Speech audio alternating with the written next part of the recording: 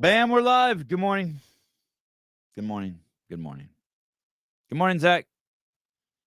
Great to see you this weekend. Mr. Ramirez, what's up? Lisa Gall, hi. Hey. Mr. Lang. Barry McCoggener, good morning. So last night, I did something I don't normally do, which I'm glad I did. It was great. I sat down and I devoted 2 hours of my time to a movie. And I watched this movie. It's called Bad Blood. And I heard it was just someone sent me a clip of Andrew Schultz, the comedian, podcaster, Netflix special guy. And they sent me a clip and I only saw maybe like 8 seconds of it. I don't know why I saw so little, but he said, hey, he was talking to his boys on the couch and he said, "Hey, have you seen the Taylor Swift documentary Bad Blood? Um, I can't believe this documentary is not bigger. It deserves a look." And I was like, and for some reason it stuck. And obviously, Taylor Swift didn't pop up on my radar until she started dating the guy who was selling 2 shots for the price of 1, which they were both free. She dates this guy, Travis Kelce, who plays football in the NFL. And he had these Pfizer commercials where he was encouraging people to get their flu shot and their COVID shot simultaneously. And we all know that not only is that shot free, but you can get paid to take it. Like you can go to certain pharmacies or Target or wherever, and they'll pay you $25 up to $200 to take the shot. And I was like, man, why is this guy who has such influence over young men? I'm guessing that's who watches football. And those are the ones who are having the most adverse conditions from shots. Why is he pushing it? Anyway, and then, I don't know if it was at that time or a week later or a month later, but then all of a sudden I saw he's dating this girl named Taylor Swift. And I'd obviously heard her name, but I didn't know much about her. I didn't even know. I probably heard her songs 1,000 times, but still to this day I can't name one of her songs. And maybe it's just because everything media is so fragmented these days. In this documentary, they claim that Taylor Swift is the biggest music star who ever lived, which I find hard to believe because when I was a kid, if there were like 3 TV stations and like everyone knew who Walter Cronkite was, like everyone, I have to guess he was bigger than Taylor Swift because there weren't all these choices for media. I don't know, when David Hasselhoff did Knight Rider, I have to guess more people knew who he was, or Mr. T when the A-Team. There were only, when the A-Team was around, I still think there was only like 13 channels. Anyway, I watched this documentary last night and I was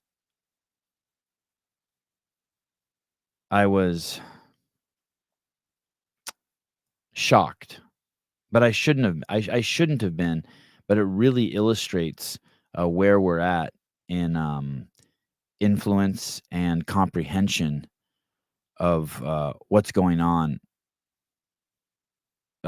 with people on the planet and how they're influenced. The documentary's broke into 2 parts. By the way, the name of the documentary, if you want to see it, is Bad Blood, and you can sign up for a free Cinemax subscription, and you can see it, or you can pay the $7.99 a month. Jeffrey Birchfield, we had 4 channels. Oh yeah, that's right. I think I had 4 too. We didn't have PBS. We had NBC, ABC, CBS, and then we had a local channel too in San Francisco, KTVU. And then I guess eventually we got PBS. Did we have PBS? Anyway.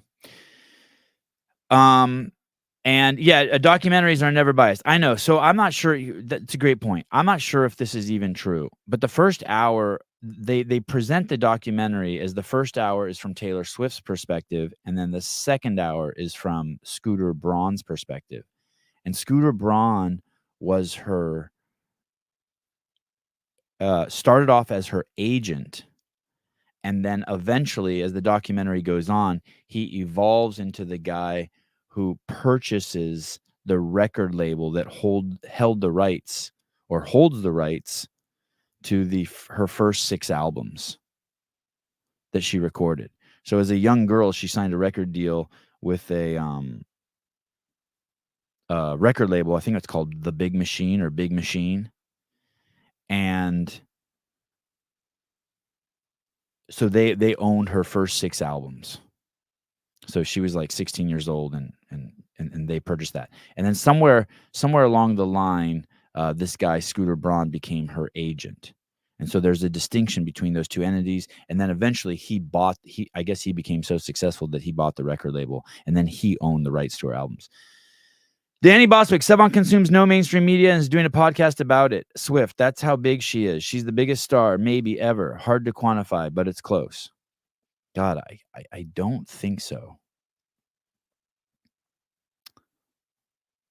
But maybe. I mean, shit. Maybe. So the first hour of the documentary is supposed to lay out her case of why she was wronged by this man, Scooter Braun. And you watch it for an entire hour. And I rewound it probably like 10 times. And the only thing that he's accused of that's wrong is that he's a man. It's never, and that women are mistreated in the music industry, which I find fascinating because right now, the big story in the music industry is that young men were getting ass fucked in the basement at P. Diddy's place if they wanted to make it big in movies. That's the big story, right?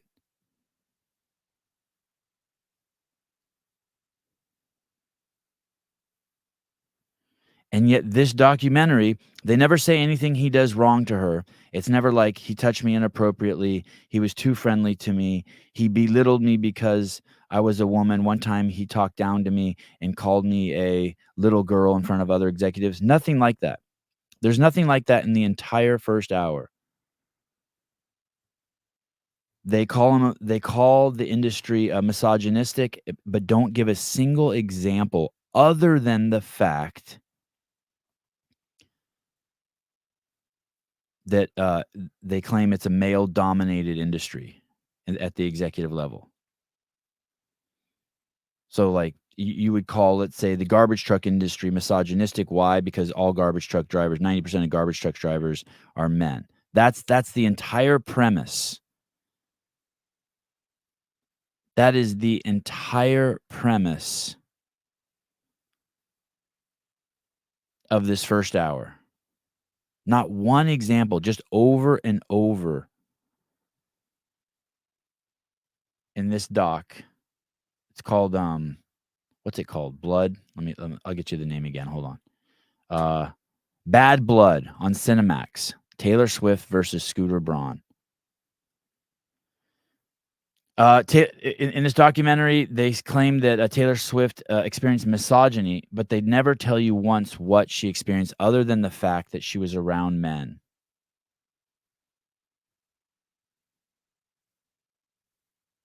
It's an hour of that. I kept waiting for one example.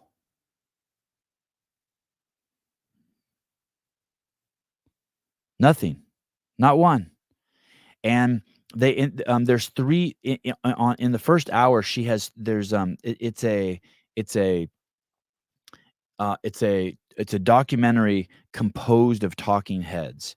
And so they'll interview one of her fans, then they'll interview her personal assistant, and then they'll interview someone who set up the speakers on her tour. Then they'll interview, and they go through and they interview all these people. And the only things that's said over and over and over is that she was in a misogynistic industry and that she's very real. They just kept saying, "Oh my God, she's so real. She's just a normal person. She's so real." No examples of her being real. Matter of fact, at one point, they're like, "Hey, man, she's really, really guarded, and it takes a long time to get to know her." And yet, in this first hour, they also tell you, "Oh, she's so real." There's a compelling scene which is pretty fucking crazy and fucked up. She's receiving some sort of award. I think it's called an AMA or a VMA. It's something A. I want to say it was a VMA, Video Music Award. And she's on stage. This is in 2009, and she accepts the award. And she's only 19 years old. She's just a young lady. And by the way, if you like her, there are some incredible shots of her. The video footage is absolutely outstanding. She looks absolutely amazing. And she's on stage, and she gets this award, and she appears to be overwhelmed and exceedingly excited and proud. And the rapper Kanye West jumps on the stage the same way Will Smith jumped on the stage when he slapped Chris Rock. And he jumps on the stage and he walks over to her and he interrupts her thank you speech, her speech she's about to give, or halfway through her speech she's about to give after receiving the award. And he says, "Taylor, I'm going to let you finish, but the album that Beyonce put out and the video that Beyonce put out was absolutely the most amazing video ever put out this year." He says something like that. I'm paraphrasing, which is absolutely one of the stupidest songs ever. I don't know what song Taylor Swift won it for, but it's a song Beyonce wrote called "Single Ladies." It's probably one of the grossest songs I've ever fucking heard. If you have a daughter, do not let them listen to that bullshit.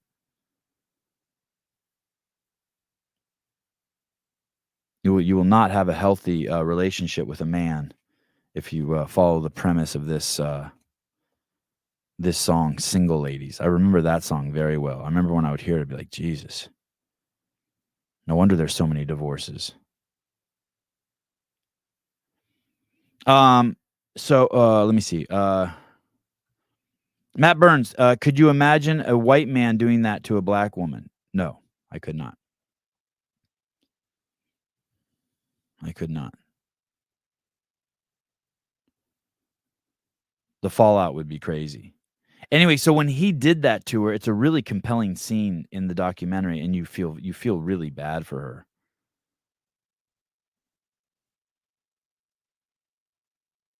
By the way, last night I did an unboxing of the Exerciser CrossFit 20 for 20% off. Have it on my shelf. There she is. They gave me the model.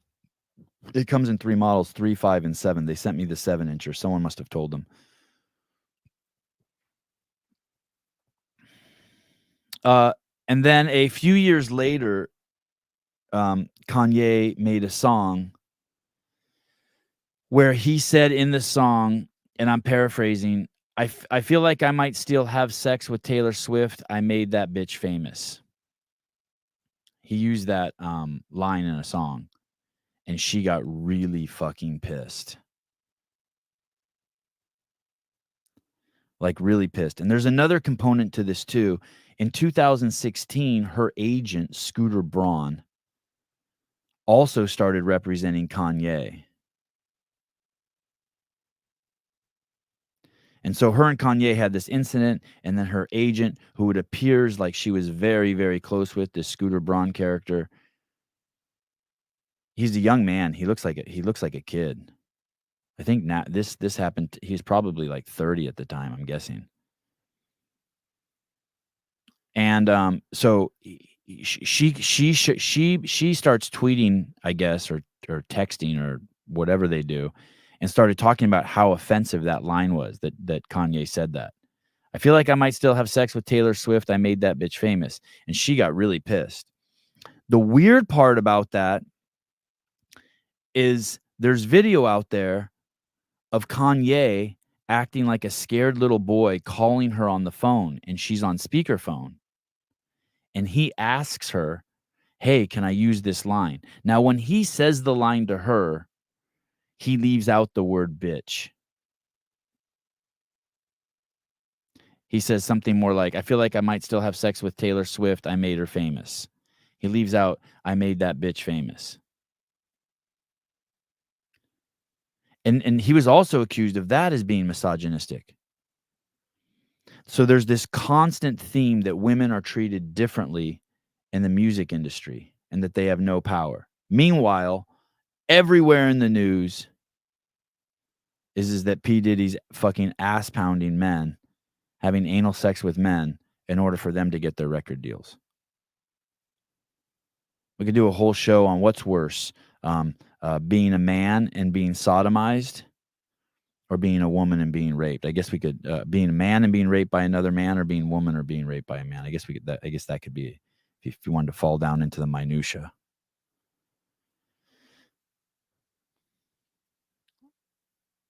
But once again, there's no evidence. Let's look up the word misogyny. Let's just so we know. I don't think there's any it's more like a what's that called? Is that called dog whistle? Dislike or contempt or ingrained prejudice against women. It's almost the exact opposite. It's the opposite of misogyny in the music industry. There's a like. By the way, they also argue in this first hour that women make the music industry run. That they are the powerhouse, the mitochondria, the engine of the music industry.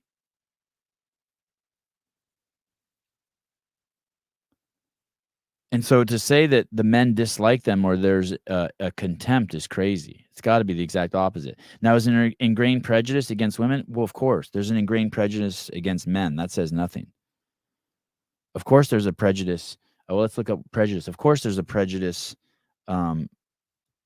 against men. Prejudice is an adverse or hostile attitude towards a person or group that is not based on just grounds. Oh, maybe there isn't prejudice. I thought prejudice was just like discernment.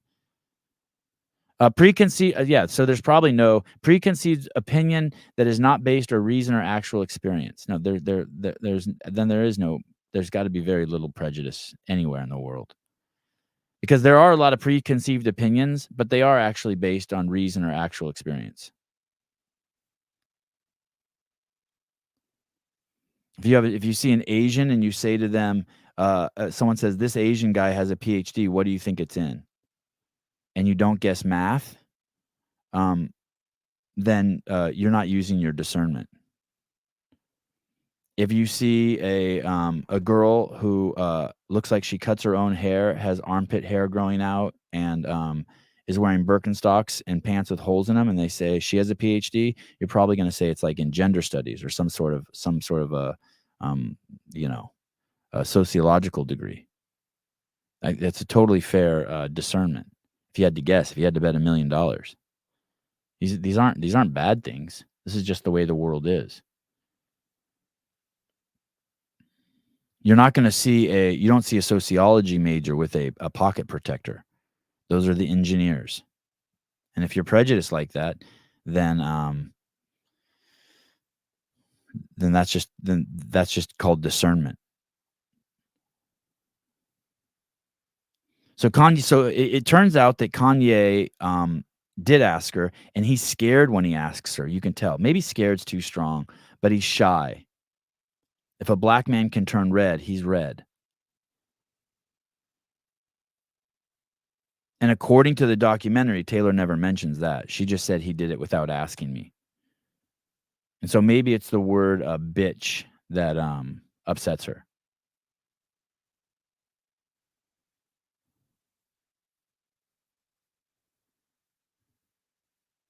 Scooter Braun becomes extremely successful. He not only manages her, but he manages Justin Bieber. He actually contacts Justin Bieber after seeing Justin Bieber's YouTube video when he's a little kid. He's the agent for Usher, and he's the agent for Kanye West, just to name a few. So he becomes a powerhouse of an agent, and he's young. Just looks like a normal guy.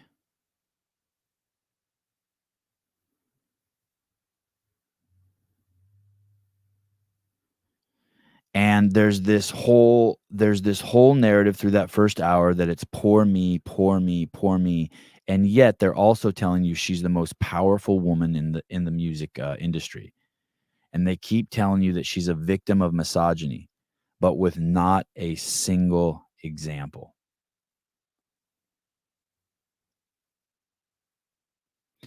And over in the documentary, the word that they say is she feels, she feels, she feels. So she feels hurt by Kanye. She feels hurt by Scooter Braun. She feels hurt by Justin Bieber. It's all she feels.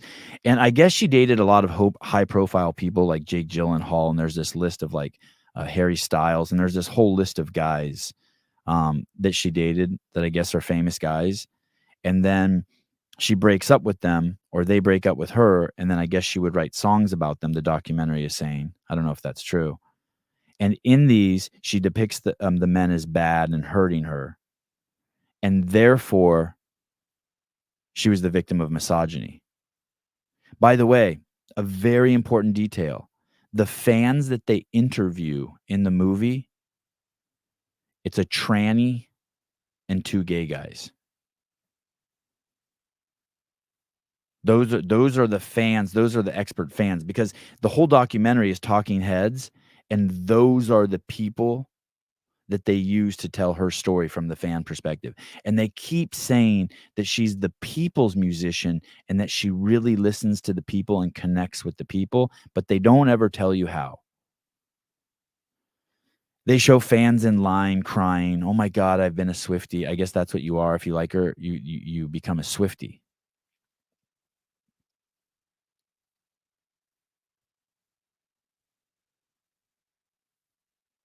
But there's no examples. No examples of how she connects with them, no examples of misogyny. It's just it's 1 hour of name calling. And I would hear it, and then I would rewind it. I would go back with my Apple remote. You can go back like 10 seconds at a time, and I would listen again. And then I would do it again, and I'd be like, "What is going on here?" By the way, you can watch this documentary on Cinemax. I highly, encourage it. It is a epic, museum quality specimen of, cancel culture.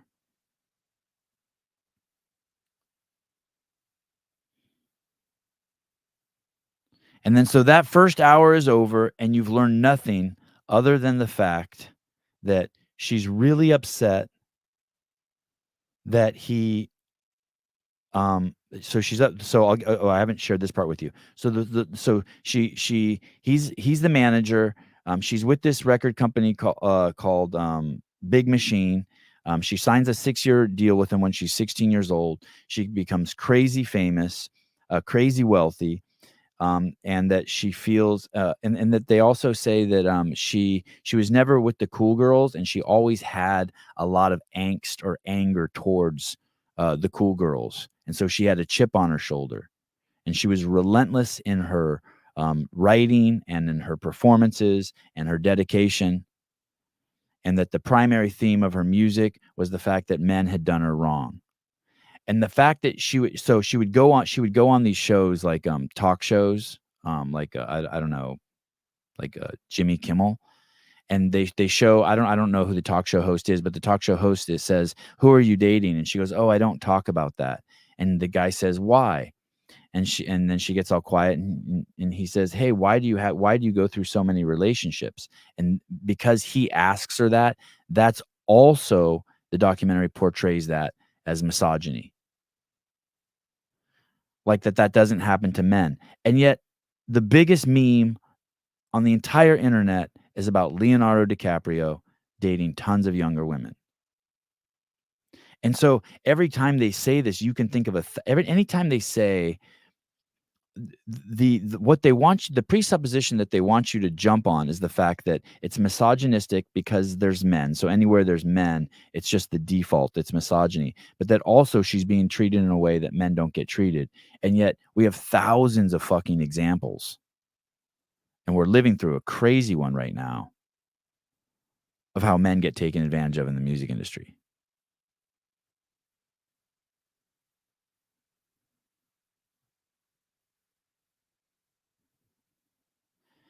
So that's the first hour of the documentary, and it's called, Bad Blood, and it's on Cinemax. And so you don't really know anything except that she's upset. So what ends up happening is this guy, Scooter Braun, um, uh, ends up buying the record label, and when he buys the record label, he owns all of her albums. And she claims that she never got a chance to buy her own music back, what they call her master. She never got a chance to buy the record label or buy her 6 albums back. And then so, of course, Big Machine and Scooter Braun release, not all of it, but some of the communications between Taylor and themselves and Taylor's team and themselves, showing that matter of fact, she did have a chance to buy it back. And so she's caught, if you believe the documentary, she's caught in her second lie.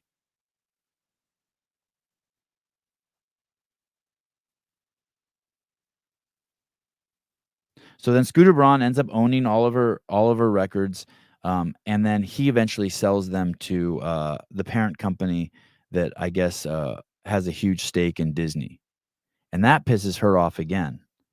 And at that point, she tweets something like, "Hey, everyone, please tell the world, and tell Scooter Braun how you feel about him." And that's the first call to action she puts out so that her people will then attack, uh, Scooter Braun. And I guess she has like 280 million Instagram followers. So Scooter Braun's, life gets completely turned upside down by a group of people, and when they show her concert footage, it's all just gay guys, trannies, and women. I didn't see one man in the group, not one, like, not one dude who likes vagina. Now, I don't know if that's true or not, but that's how the documentary portrays it.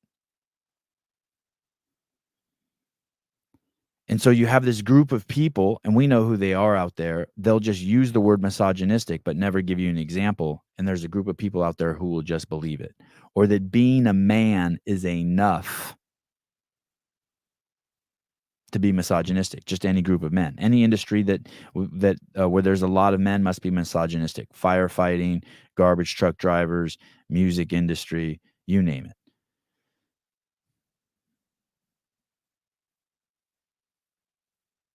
And that's the first hour. And the irony is that she once she's at the top of her game, she's filthy rich, she owns her own big, massive private jet, and yet she's claiming victim.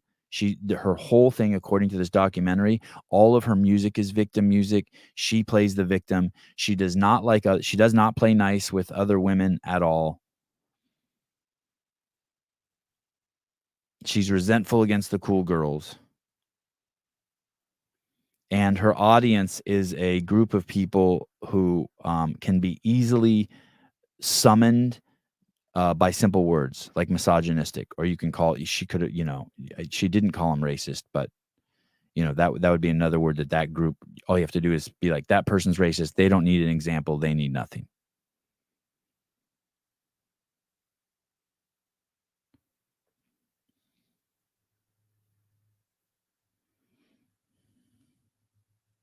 Tyler, I liked her first album. My sister forced me to listen to it every day. Ooh, that sounds abusive. On the way to school, but I ended up liking it. Am I gay? I don't think so. That seems like a leap. The songs they play in the documentary are great songs. I liked all the songs. They have catchy beats. The music itself is cool.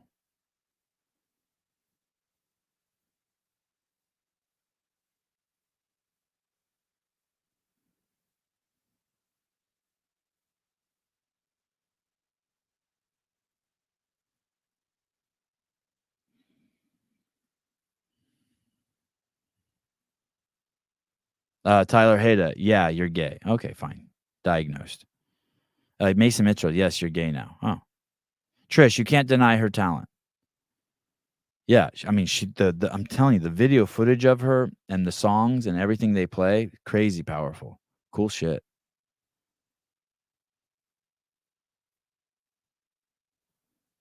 Emma Wines, White Horse is the only good Taylor Swift song.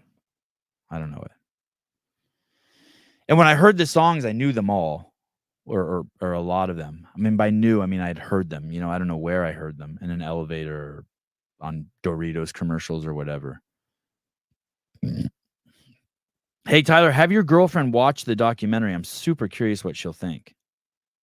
They do an incredible job in the first hour of really ass pounding this guy Scooter Braun without saying anything. If you're just like, if you just keep this one thought in your head the entire time, well, what did he do?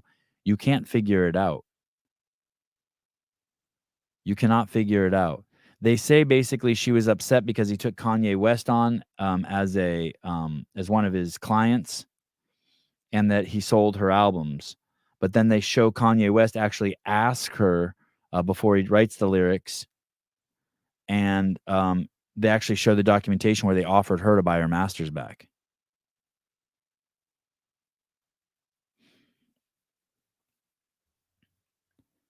She has no hamstring development. I did notice that. No quad or hamstring development, which is a little bit of a bummer.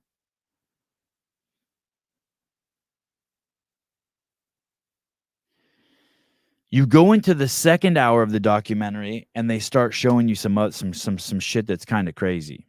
One of the things that's really crazy is her claim is that, she keeps saying over and over, "They sold the music without talking to me." Then they show her saying she knew that the music was gonna be sold. So you're like, "How can those both exist?" She knew the music was gonna be sold eventually, but she didn't know that it was sold until she found out from the internet. But she knew the whole time it was gonna be sold. And then she also goes on to say, as I've mentioned 5 times already, that she wasn't given an offer to buy the music herself and her first 6 albums, and yet then they show you the documentation that she was given the offer. And I guess in the offer, it said, "Hey, if we sell you these albums, or we give you these albums, you're not allowed to disparage Scooter Braun anymore." And for some reason, that was, unacceptable to her. They also offered her another deal where they would allow her to get her albums back if she stayed with Big Machine and kept recording albums. Now remember, this company, Big Machine, was gave her all the resources to become famous. They promoted her, they paid for all her videos, just all of that stuff. They were her backbone, the same way they were the backbone to Justin Bieber.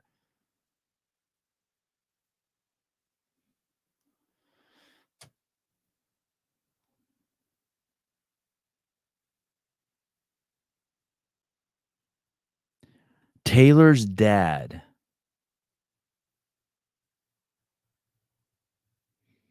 was a wealthy Merrill Lynch bank investor. He worked over at Merrill Lynch. And when Taylor signed with the record label Big Machine, he gave Big Machine $120,000 and picked up the family and moved them to where the label is. I believe it was Nashville. He is now part owner of Big Machine. That's another weird part. As part owner of the record label, she claims she didn't know that her albums were going to be sold, although she also says she also says in there that she knew it was gonna be sold, so I guess those 2 cancel each other out. But her dad was part owner of the record label, and she claims that he didn't know, and he never told her.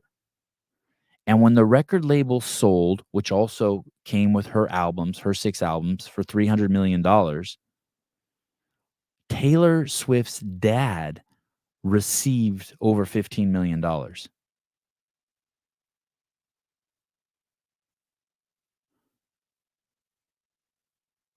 Weird, right? So On and this is what's fascinating. The first half of the documentary, Taylor Swift's problems, it's all I feel, I feel, I feel. I'm hurt by these men. I'm hurt by these men. I'll never allow men to hurt me again. I'm hurt by these men, but not one example. You switch to the Scooter Braun side. Now it's the second hour of the documentary of Bad Blood on Cinemax. And now they start giving you the facts. That's where they show the recording of Kanye calling her before he writes that line and asks her, "Can I say this?" That's where they talk about the dad being part owner. That's where they show you the documents that she actually was given an option to buy her albums back. First half, all I feel, I feel, I feel women are treated differently in the music industry. No mention, P. Diddy, there's no mention of P. Diddy sodomizing her.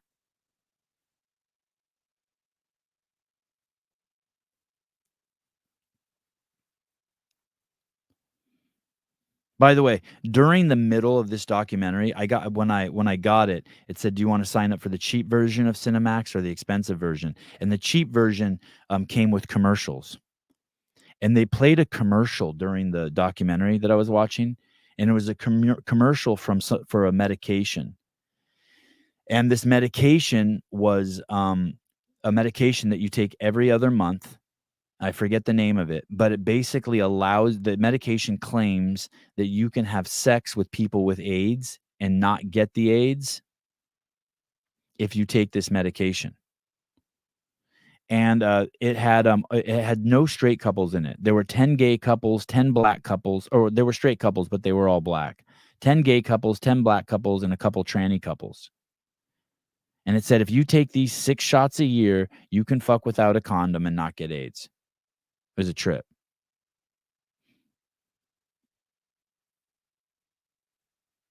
I know Tyler, Spildy, Spiled. Yeah, sounds risky. I agree. It's funny. That's exactly what I was thinking. It's like, damn, that sounds risky.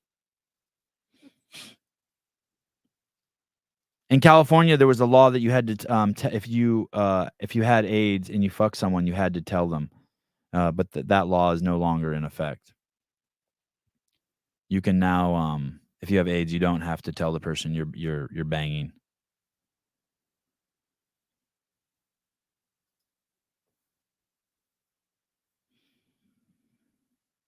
The movie is filled with, this is just on a complete side note. The movie is filled with, short video clips of her getting out of cars. So, it's always she gets out of a big, beautiful black SUV, and she gets out, and she's surrounded by men, right? Bodyguards. They're all men. I never saw one woman bodyguard. And every time she gets out of the car, not once did I see her look around. And these cars are always parked a little bit off the street, and she gets out of the car, and she gets out of the car, and she just walks straight. She doesn't look to her left and to her right. Not once. There's about 25 of those. I thought it was fascinating. Thought it was a very interesting telling nuance of who she is and how oblivious she is and kind of the world and the haze that she must live in.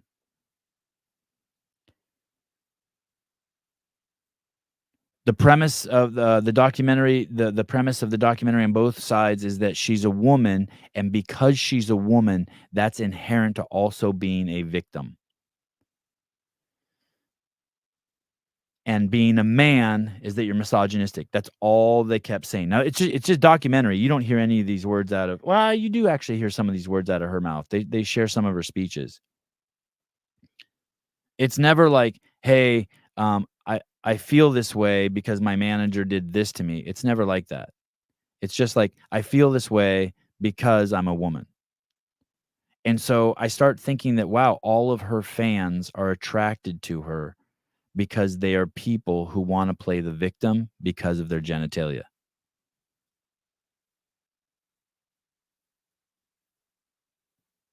And if you watch that first hour and you don't ask questions, you might believe it. You might get duped. Like, if you just wanna take her word for it that all men are misogynistic, then fuck, then it's gonna reinforce like, you're gonna start telling your own stories in your head. So if you're a woman and you watch that, or if you're a man and you've watched that and you've been around misogynistic men, what's that mean? Men who think, a d if you already have, examples in your head, stories, little videos in your head where in your life you've met men who have a dislike or a contempt against women or an ingrained prejudice against women, then you're gonna buy it. Because every time they don't tell you what it was that happened to her, you're gonna play your own example.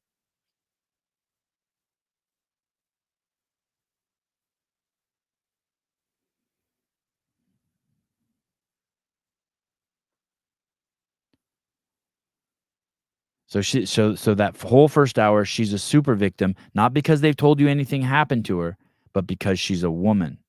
And so all the women who their identity is being the victim, like LeBron, his identity is being the victim because he's black,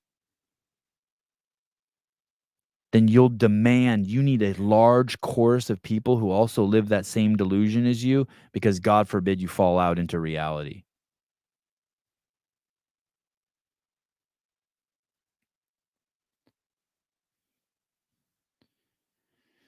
She uses the word over and over. This was the main thrust of this fight with her and Scooter Braun happened in the heart of the Me Too movement. And she uses over and over in the movie, "I did not give consent. I did not give consent." And so there becomes this blending of sexual violence, the vernacular of sexual violence is blended with the fact that she signed a deal with a company that her dad owned that gave them rights and ownership over her first 6 albums.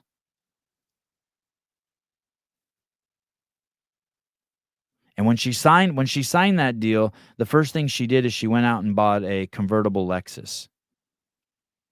And she said, "Hey, I'm buying this Lexus as a fuck you to all the girls out there who never invited me to the cool girl parties." She had a chip on her shoulder. The documentary portrays her as having a chip on her shoulder against the cool girls. They interview a bunch of lawyers and other people in the industry, and they're like, "Hey, man, there's nothing. Everything in Taylor's contracts is completely standard.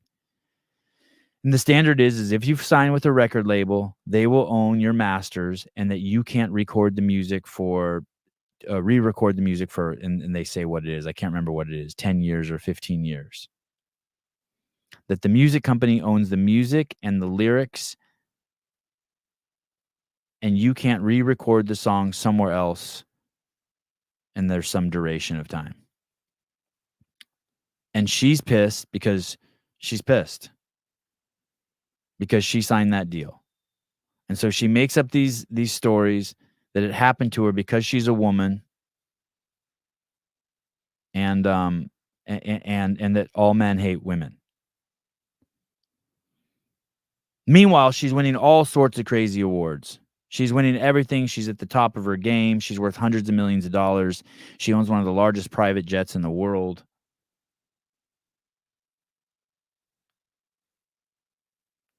And I'm not saying that Scooter Braun doesn't fly private, but every time they show him in the documentary, and maybe it's the documentary filmmaker's choice, they always show him being accosted by paparazzi, and he's in line somewhere at an airport.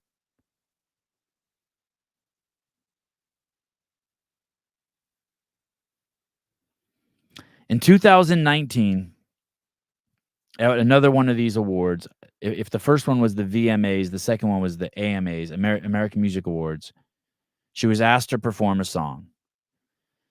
And she put out a tweet saying, "They won't let me perform my song at the American Music Awards because they said that would be me re-recording one of my songs, and I can't do that."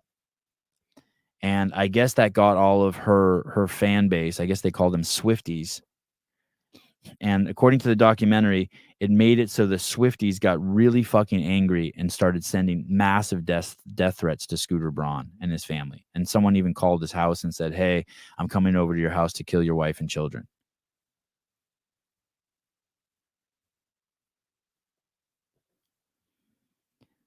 Immediately after that tweet, Scooter Braun puts out a tweet saying that's absolutely not true. She can perform whatever she wants. She go ahead, perform away. We've never said that to her.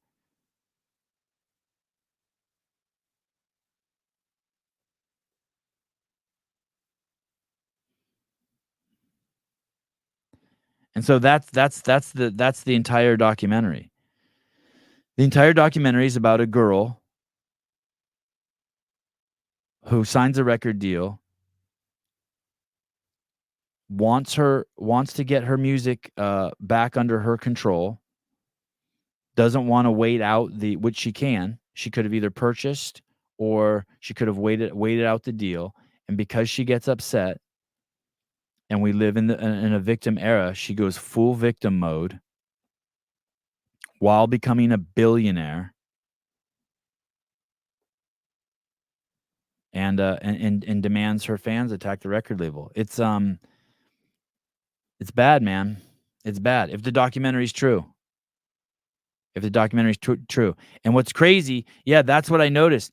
Are we talking about the Eras Tour? So that's what's fucking fascinating.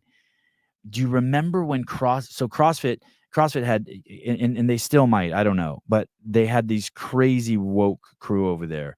Jonathan Haynes, Emily O'Hearn, and then the people who work for them. And what I mean for woke is, I mean, their standard bias is we hate men, we hate white people, we especially hate older men. And they were vocal about it. They spoke about it. And then they would use their affiliate fees to make videos or to make articles that would say, hey, look, 13 of our 17 filmmakers at the games this year are all women. And it was just, they had completely lost their way. Instead of promoting, we have the cure for the world's most vexing problem, it's for everyone, it became a place, and I witnessed it myself. It became a place to just attack white people, white men. And they had a poster. They used a poster. Do you remember that Eras Tour CrossFit? Do you remember one year, like their best Instagram post, maybe like, was a picture, and it was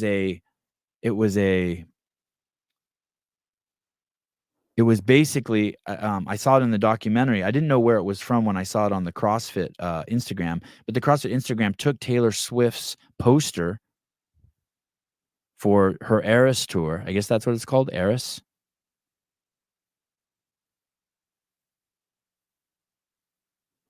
And they filled it like with CrossFit stuff, like pictures of Dave Castro and athletes and shit. And now it all makes sense. That's who was working there. The woman who demands other women play the victim. And that's who's working there. Maybe still is working there. I mean, from what I can see from Annette Rivas, the lady who sets the culture for CrossFit, who's Don's right-hand woman, that's what I see. She's still there, and that's the culture she set. Wow. As I'm saying this now in real time, so even the Swifties even penetrated CrossFit. Yeah, they used that poster.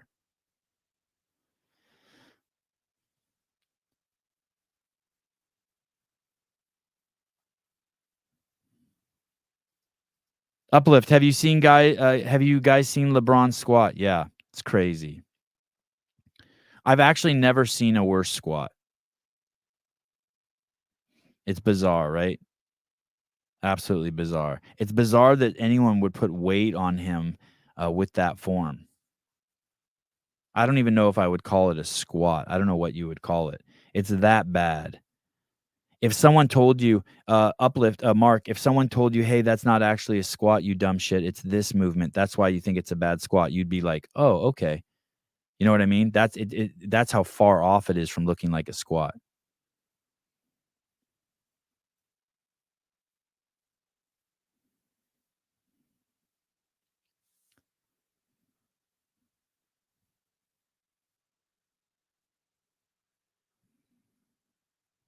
There is Sleeky. I was gonna call you Sleazy. Sleeky, there is a protected class at CrossFit. I can't tell you the details of how I know it without outing people, but there are people who work there who've spoken with her, and there is a protected class there.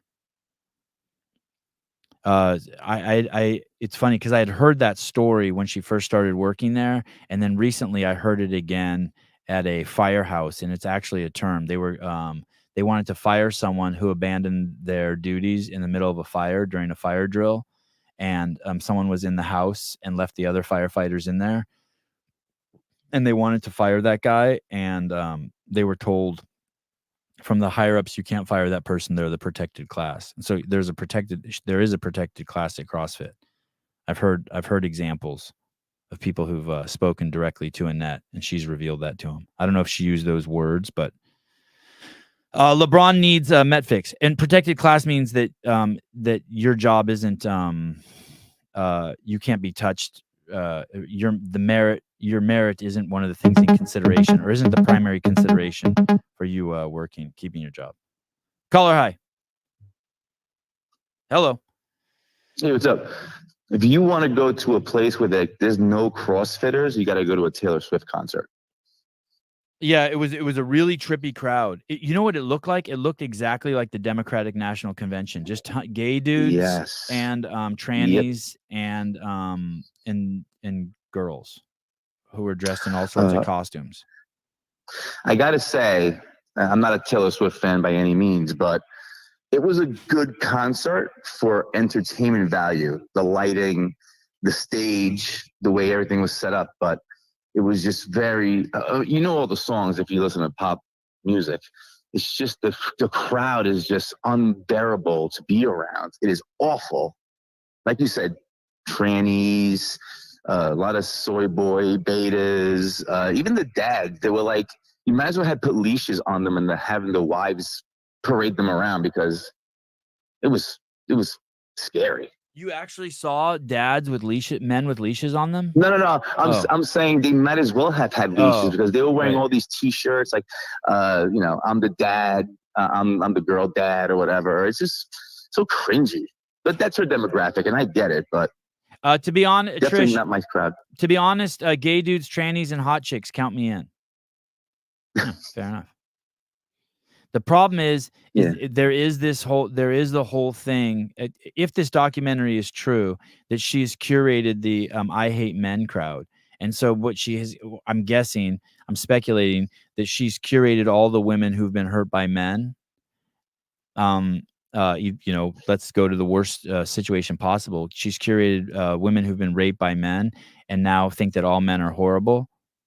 And that's her audience. And so she's going to, and so it's so easy to just tell the Vegas stories that trigger those people, and then they fill in the blanks. She does a great job of it. Yeah. For sure. Yeah. Would you, Jethro, if you were single, would you fuck Trish? Hell yeah. There you go. Without even seeing her rack. No. It's kind of like, fucking. I mentioned before. Would that be like star fucking? Would fucking Trish be like star fucking? I fucked one of the stars on the Sevon podcast. Yeah, Trish could get it. Yeah, for sure. All right. If you CrossFit already, you already start at like a 5.5. I don't have to see you. True. Good point. Then it goes up from there. Hashtag Sporty Beth. Yeah, 5.5. All right. Thank you. All right. Bye. Oh, hey. One more thing. Oh, so 60,000 people showed up to the Trump rally and only 20,000 got in? Yeah, it can only hold 20,000. And so what Everyone happened else to the waited other outside and listened. Wow. Oh, they were outside. Yeah, they waited. They had a huge screen televisions, and they were all there till the end. Wow.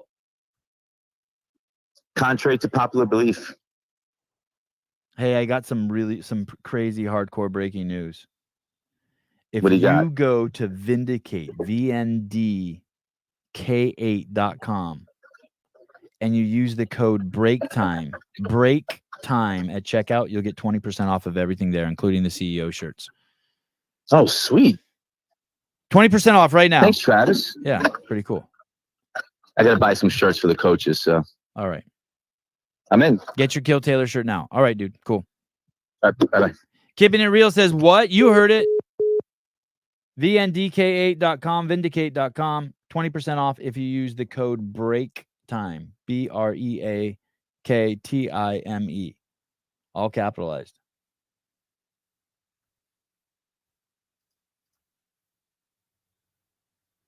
I made this bitch famous, made her upset because it sounded like he's taking credit for her success. Oh, yeah. Thank you. My wife just texted me that. And he only told her about the line of having sex with her when he called her for approval. At least that's what we saw. Okay. So my wife's explained to me. So when he originally called her, it wasn't okay. So I had it wrong. My wife interpreted it differently than I did. I interpreted that she got upset because when he said the line, he said, he told her, I might still have sex with Taylor Swift. I made her famous. And when he said the line, he said, I made this bitch famous. I might still have sex with Taylor Swift. I made this bitch famous. And I thought she was upset because of the word bitch. My wife is saying that she was upset because he said, I made this bitch famous. And he took credit for her success and that was misogynistic. Fucking crazy. Can you imagine being that famous and being upset because Kanye said, I made you famous? Brian tells Taylor Self that all the time, and me and all the guys in the locker room. He lets us all know all the time. If it wasn't for him,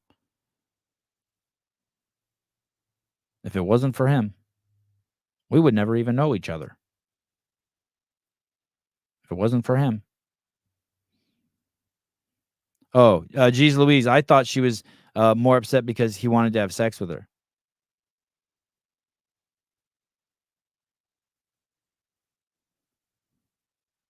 Trish, Brian, friend did make Taylor self-famous.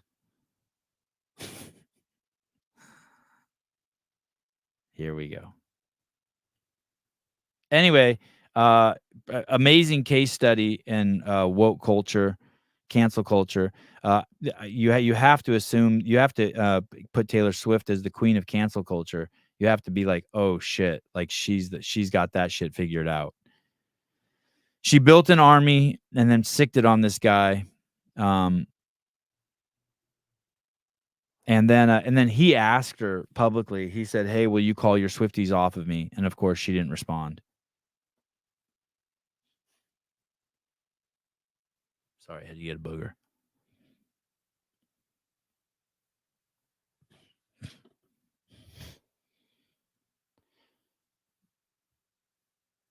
Doug Reed, are we going to address Halpin saying he did not share texts? I have no idea what you're even referencing. Did I say he shared texts? I have no idea what you're referencing.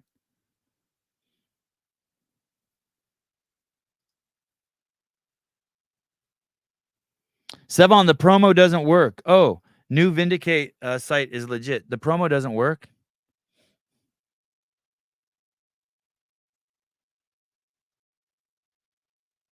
Oh, Taylor self said it. Maybe Taylor will call in and tell us the story. It's not really cool to pick on Halpin. Hi. Something's not. It's not cool to pick on him. I don't think. I see him as a victim. Then maybe that's the libtard in me. It's like something's not right. You know what I mean? Something's off. Like, hello? It's like picking on a girl. Caller, hi. What's up? You feel good about yourself picking on a disabled man? Is he disabled? I don't know. Something seems off. But It I got it. feels But you got to horrible. know, I got a little libtard in me. You know what I mean? Like I'm like, I don't know. It feels horrible even knowing that he exists on this planet and can speak to people and can spread his manipulative ways. And D. Reed, I never said he shared text. I said he threatened to share text, and he did do that. That's true. He did do that. I witnessed that also. So that's what I said. I basically during his interview with what's his face, Kettlebells and Cock Gobblers, I think is this podcast. Kettlebells and fucktards. Woolie's What's that? Woolie's John Woolley. podcast. Yeah. Speaking of He was on that podcast. Speaking of woke victims, And I sent like a 10 comment stream that was probably 2 pages of text, and I didn't use a single swear word outlining why I hate Halpin. People are like, people think that was last night. He was on that show last night. Oh no, this was a while ago. Oh. This was maybe a couple weeks ago. People think that because I use swear words and call him a fucking douchebag and all that, it's just like it's like a child's emotional reaction to someone they don't like. But there's very logical reasons. One, why Halpin got kicked out of our message thread, how he responded to that, and the threats that he made to people. And based off of those things, I think he's a piece of shit. Well, I had a final straw with him when he was going around and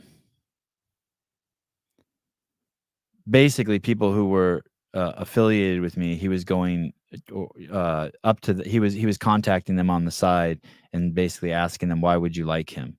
Like he was policing. Yep. That's that same shit that Woolley did. No, was it Woolley?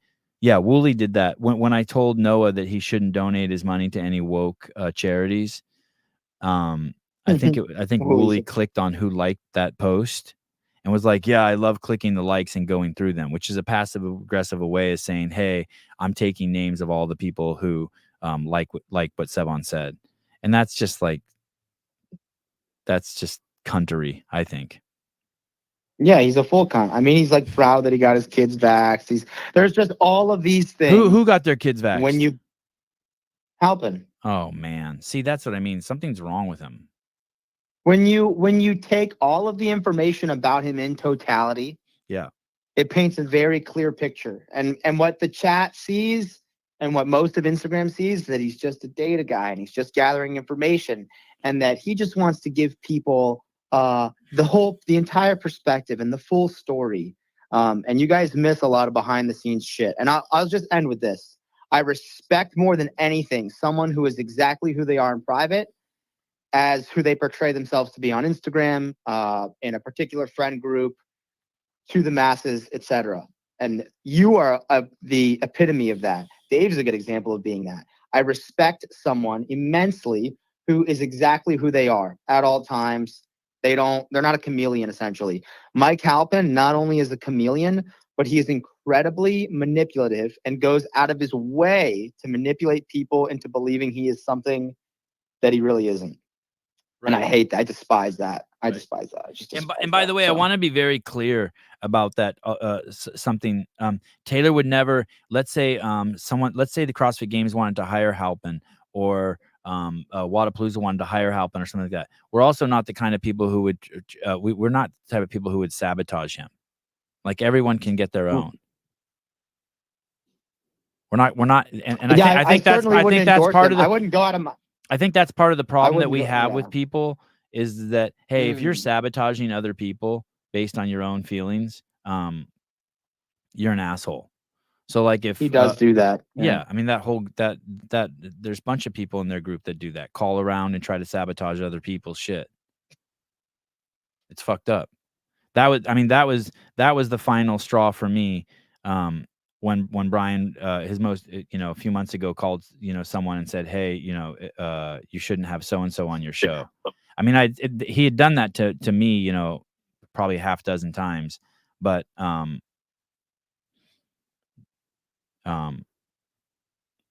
yeah. So yeah, that's kind of the final straw for me. I don't know if Halpin does that. Well, yeah, no, I know Halpin does that. He did that to me with people on the internet, going around and vetting the people who are my friends, or questioning them, making them feel bad. And it affected those people too. Like, somehow, like, I've heard that people don't want to follow, people who listen to this YouTube station or listen to Hillers don't want to follow it because it's kind of like wearing a MAGA hat or something. Like, you know how, like, people don't want to wear MAGA hats because they're afraid that someone will come after them. Right. I just got asked in my affiliate who I was voting for governor. I guess there's this crazy fucking governor nominee in North Carolina, Mark Robinson. Mm-hmm. And I just read the wiki page on him, and it's crazy. Like, I don't know how much to trust it, but it basically says he was like a member of this fucking porn forum back in like the early 2000s. And he's a black dude, and was like posting about like he'd rather have Adolf Hitler as president than Barack Obama, and like all this crazy shit. And so they fucking ganged up on me. These like 4 members. They're like, "Who are you voting for? Who are you voting for?" I was like, "I don't fuck. What are my options?" And it genuinely seems like the Democratic nominee for governor is 100% the better option. And I'm like, I'm stuck because I want to vote for that Democratic guy, knowing everything that I just read about Mark Robinson.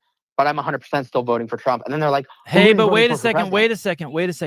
Is the other guy's a Democrat?" Yeah, his name is Josh Stein. So here's the thing. You can vote for a guy who said, I'd rather vote for Hitler than Barack Obama, or you can vote for a guy who believes in child genital mutilation, the exploration of making minor attracted persons okay and accepting them, and someone who hates black people, would love to keep black people down under the guise of keeping them safe, and who believes in hiring people over their skin color. Dude, it's not enough for me. Sorry. Hey, but sorry, dude. The Democratic nominee doesn't seem like he believes any of that.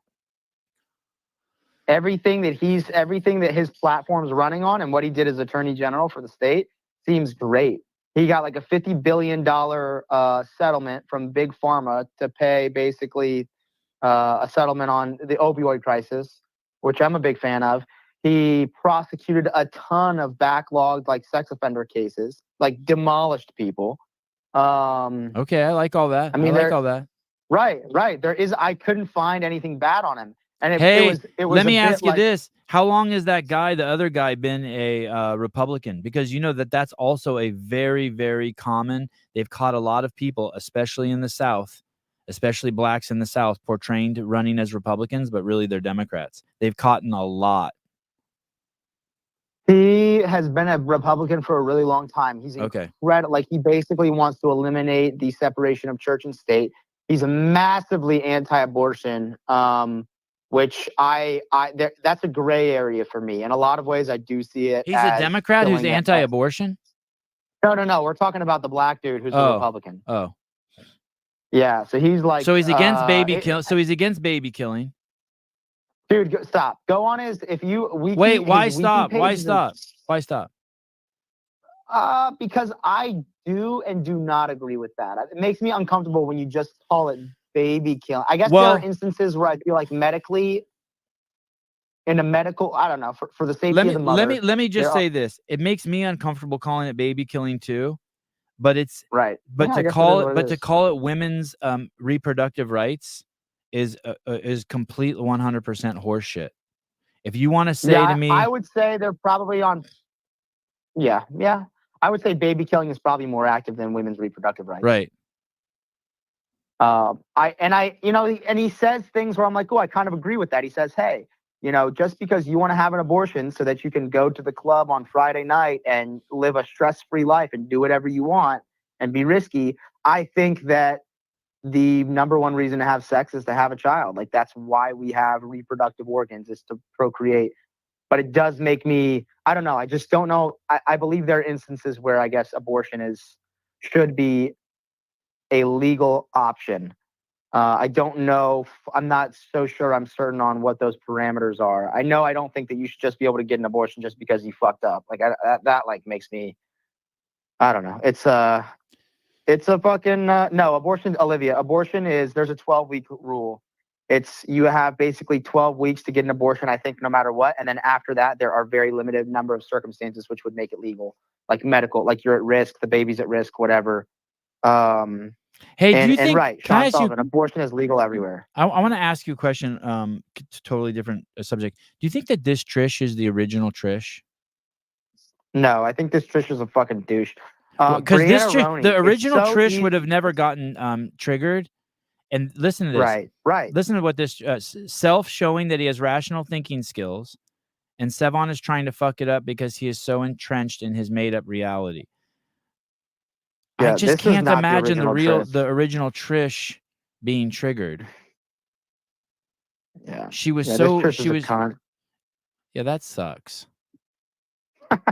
Brianna Roney, it's so easy not to get pregnant. True. Like, that's also like, hey, pull out, wear a condom, or, use contraceptive, whatever.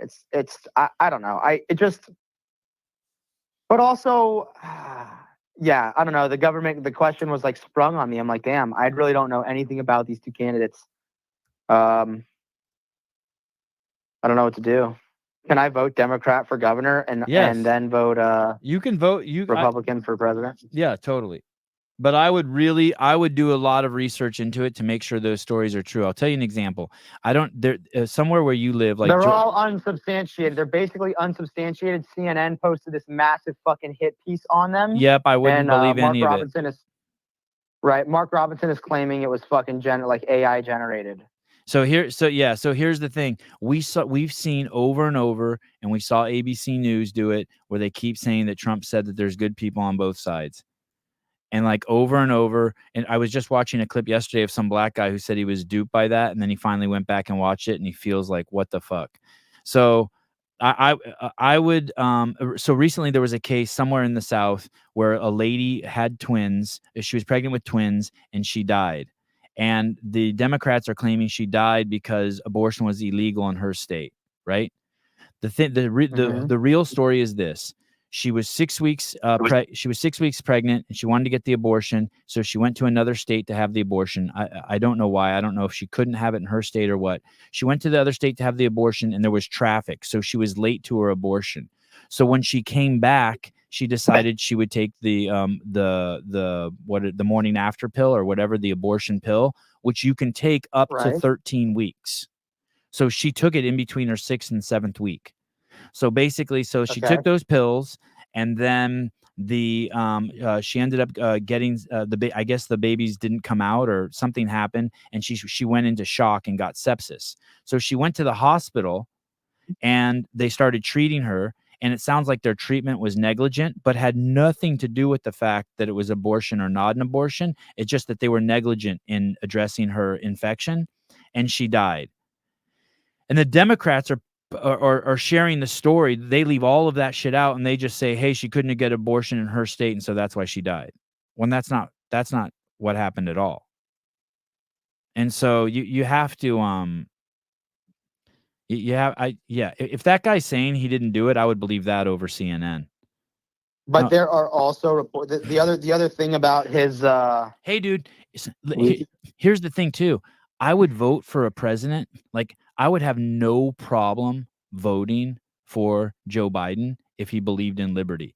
Like, there's 100 clips of him out there being like fucking full racist scumbag, right?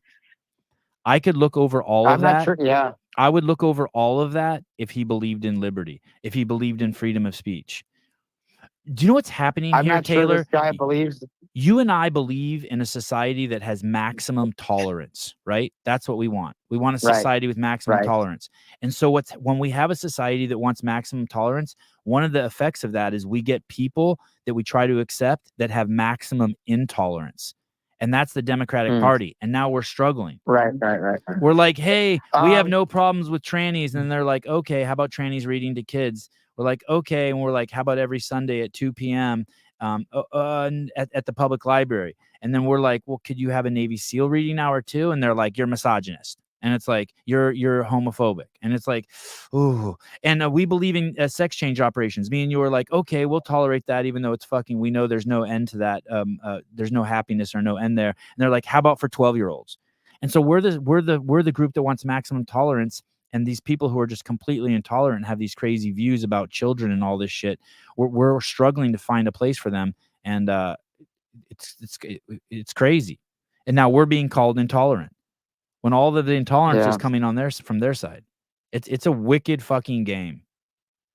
I get what you're saying about liberty and tolerance. I guess I'm just not sure that this guy is for liberty. I mean, he's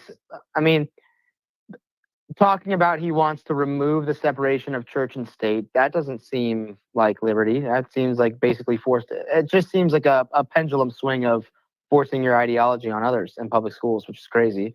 But it's already been removed. It's already been removed because that's what the LGBTQZY propaganda is. It's just religion. Yeah, that's a religion. Yeah, I know. But does that two wrongs don't make a right?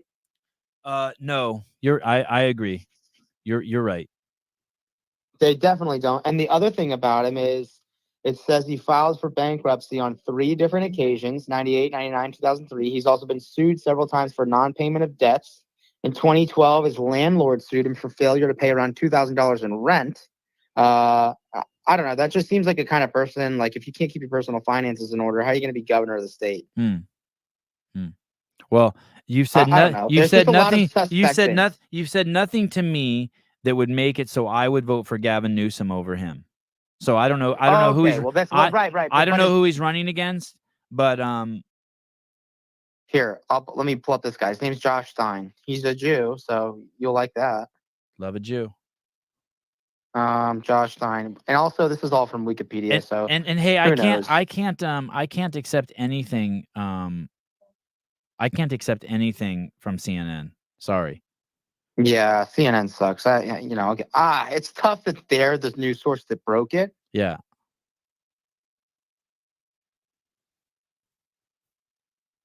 State of attorneys to negotiate a national settlement framework with drug companies, manufacturers, distributors, and pharmacy chains over the nation's opioid epidemic, totaling more than $50 billion. North Carolina's share of the settlement was $1.5 billion. He also... Stein has filed briefs supporting medication abortions and opposing restrictions on women from traveling to receiving healthcare to receive healthcare. Yeah, that's crazy. That's sign crazy. opposed. That's crazy to stop women from traveling to get health care. Is that a law somewhere? Like you can't, if you live in one state, you can't go to another state to get an abortion? Right. That is crazy. He won an injunction against the company. He was a lawyer. Let's see what else. I don't know. He just doesn't seem like a super woke. He doesn't seem woke at all. Like he's I don't know. It just doesn't seem. Where does he where do he stand on woke. the vaccine? Let me Google that. Josh Stein vaccine stance. See what kind of Google I get from that. He was the attorney general? Yes. We didn't have a really harsh state COVID wise. I mean, there were a couple periods of lockdowns. It seems like his big issues on his website: making the economy work for everyone, improving education,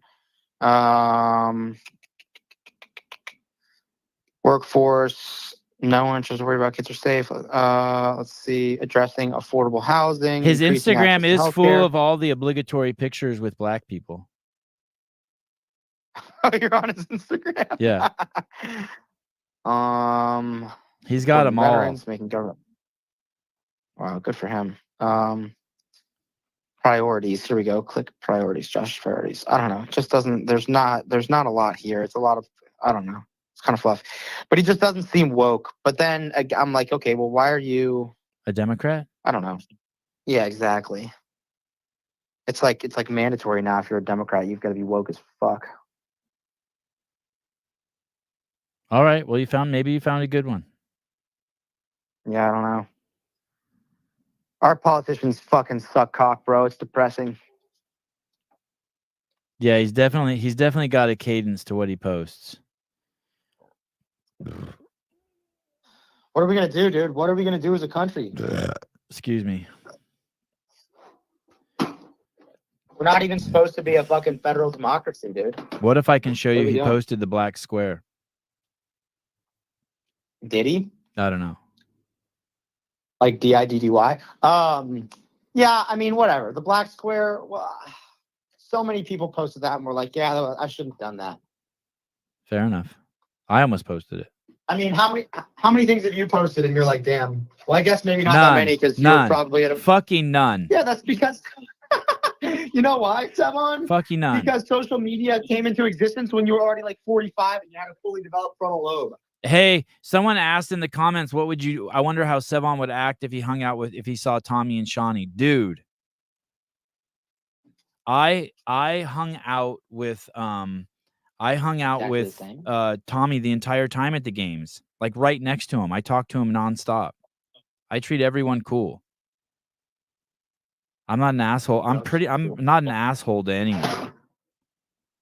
All right, so now I'm going to lead every class that I teach for the rest of the day and be like, who are you guys voting for governor? Change my mind.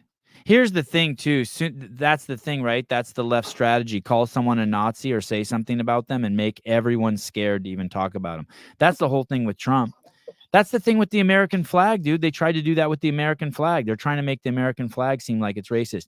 Dude, if you look at a fucking map of Europe, you can see the most racist fucking place in the world. Every country is just named after their fucking ethnicity or their race. Yeah, Marquez. Yeah, I hung out with Tommy the entire time at the CrossFit Games for hours.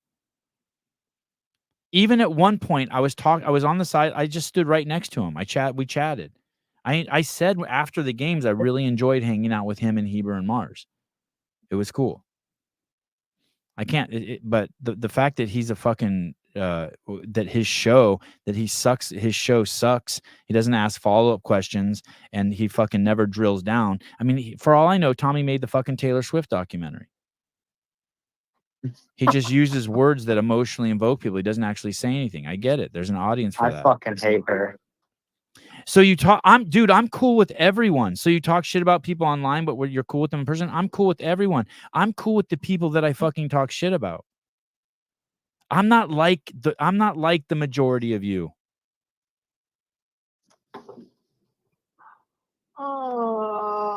Yeah, you're not like me. I'm not fucking cool with helping. There are a lot of people. Yeah, like you could steal $10,000 from me and I can still be cool with you. I'm not like you. You don't influence how I feel. I'm not like you. I'm not like, well, that guy stole $10,000 from me and throw away the 20 years that I played fucking frisbee with the guy on the beach every Saturday morning for 20 years. Sorry. I ain't like that. I'm not like Swifty. I'm not connecting with you guys. I'm here to school motherfuckers. Yeah, unbothered. Thank you, Pat. Thank you. I'm unbothered. Yeah. All right, I gotta go, Coach. Okay. Tell me who I should vote for. Think about it. Okay. Don't ever vote Democrat. Okay. Thank you. Bye. Yeah, listen, I have no issue wanting nothing to do with Brian Friend and telling you that he's the best commentator in the space, live call commentator by far, hands down. There's no one close to him. I have no issue with that. Those can all exist in my mind. I can be like, hey, you're a pedophile, but you're also the greatest music artist who lived of all time. When Milli Vanilli got fucking busted for fucking lip syncing all their songs and not being their voice, I was tripping on society because all of a sudden no one would listen to their music or they wouldn't play their music on radio anymore. I'm like, wait a second. So you didn't like the music? You liked the fact of who you had it attached to those two guys who were listening to it? Sorry, dude, I'm not a fucktard.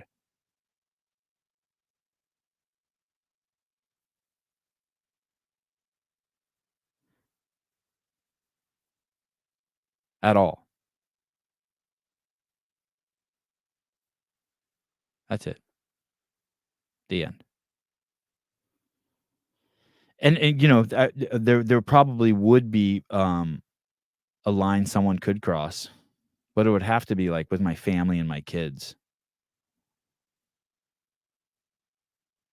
That's why I got so angry at the New York Times, because that could, when you start doing shit that starts affecting how much money I make, and that's why I can get kind of upset.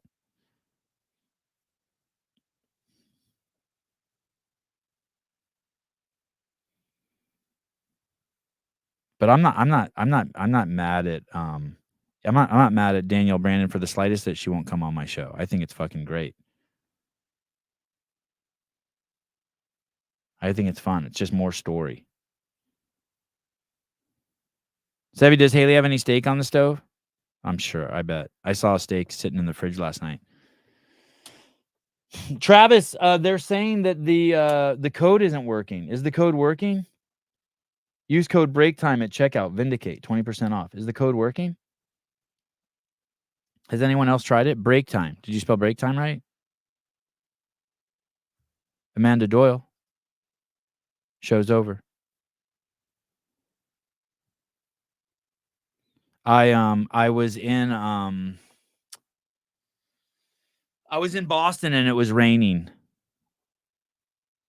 And I remembered this is why I live in California. Like I'm looking, it's 8:23 a.m. I'm looking out the window and it's so unbelievably nice. I'm looking at passion fruit hanging from my tree, a mulberry tree, looking at my giant outdoor rig.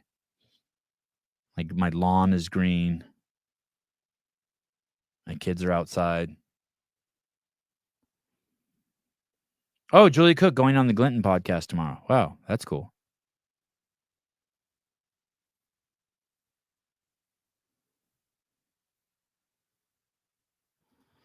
That's what's so cool about Andrew Hiller too. He doesn't.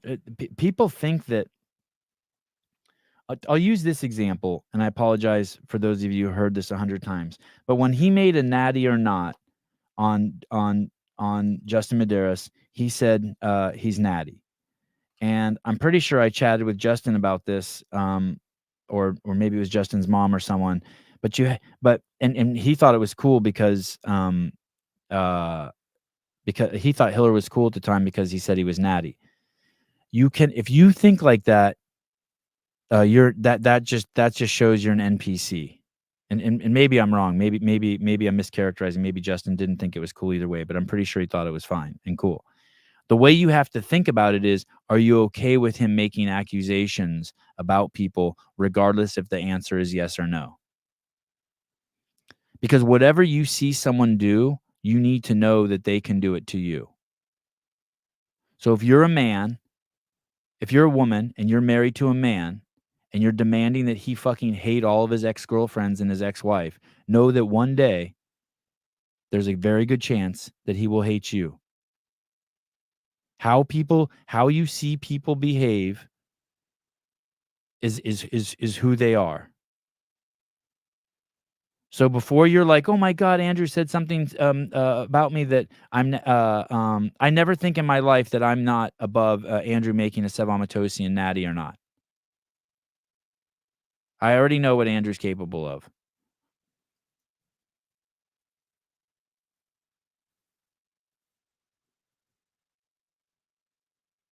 If a man calls his ex crazy, that's a red flag. Yeah, I had an ex that was fucking batshit crazy. Once a month, it was fucking nuts. I was like a snail. You know, when you touch its antlers, they retract. She would go fucking crazy a few days before she got her period, and it was fucking terrifying. It was so gnarly to navigate. And then just like at about the 3-week mark where I was like, okay, it's okay to come out, her period would come again and I would get fucking smashed again. And I could never get my antlers out all the way. It was crazy. I could not figure out how to navigate that woman. It was gnarly. You know, like the kind of chick who attacks you in the shower and shit. You're just showering and she fucking comes in there and fucks you up.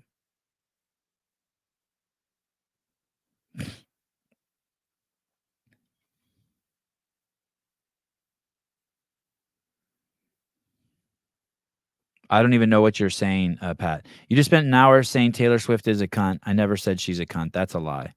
For making accusations. No, I didn't say that. I didn't say anything like that. Is that what you heard? Dude, Pat. Come out. What? Who hurt you, dude? Come out. Dude, let your antlers come out all the way. Connect with the world. What I said is that she for an hour said that she really liked her favorite vehicle to be in is her favorite vehicle, and she loves it so much, and she loves it so much, and her favorite vehicle, and at the end we don't even know what that vehicle was. Was it a Lexus? Was it a horse? Was it a tractor? We don't know anything. She didn't even define what favorite means. Is her favorite vehicle a bicycle that doesn't have a seat so she can ride it and get fucked at the same time? Like, we don't even know. That was my point. And I never referred to her as a cunt once. But what she does by saying her favorite vehicles, all the people who are listening can then insert their vehicle in there without knowing what vehicle she was talking about, and they can connect to her. It's lowest common denominator connecting with people.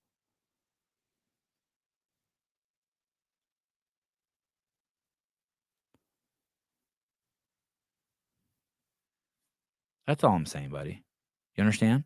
And so you filled in some part of the story. You're doing the same thing.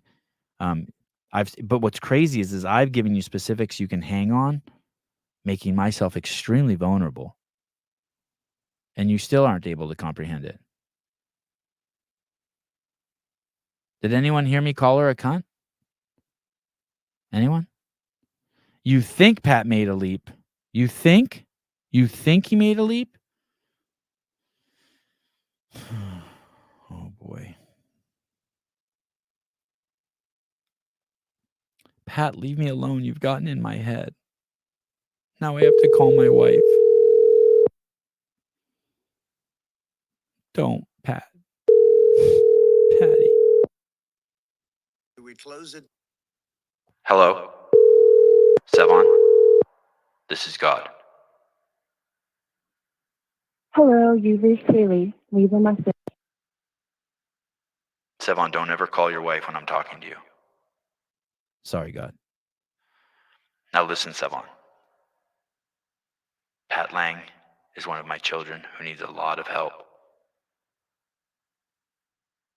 He is a lost sheep, but he does want to come to the herd. Do your best. I have given you the skills and the wisdom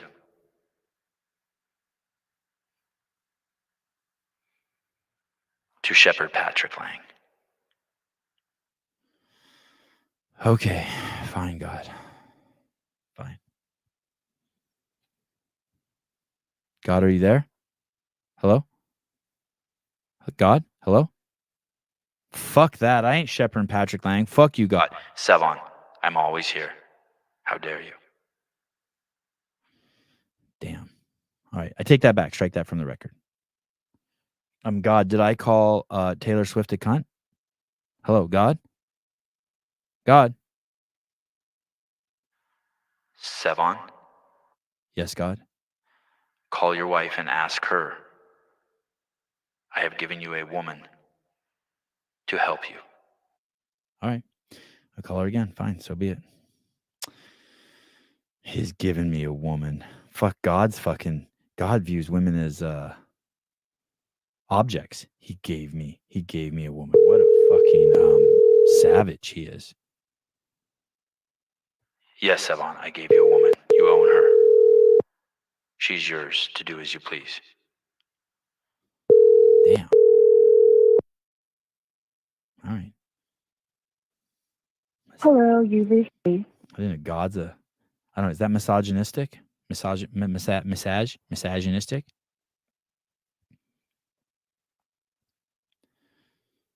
My wife the other day goes, "Hey, my neck's bothering me a little bit. Can you rub it?" Yeah, I read into it, Pat. I read into it. How could you like you know what happens? I can't like rub your neck for like let's just say it ended in a happy ending. Rub your neck. Rub your neck.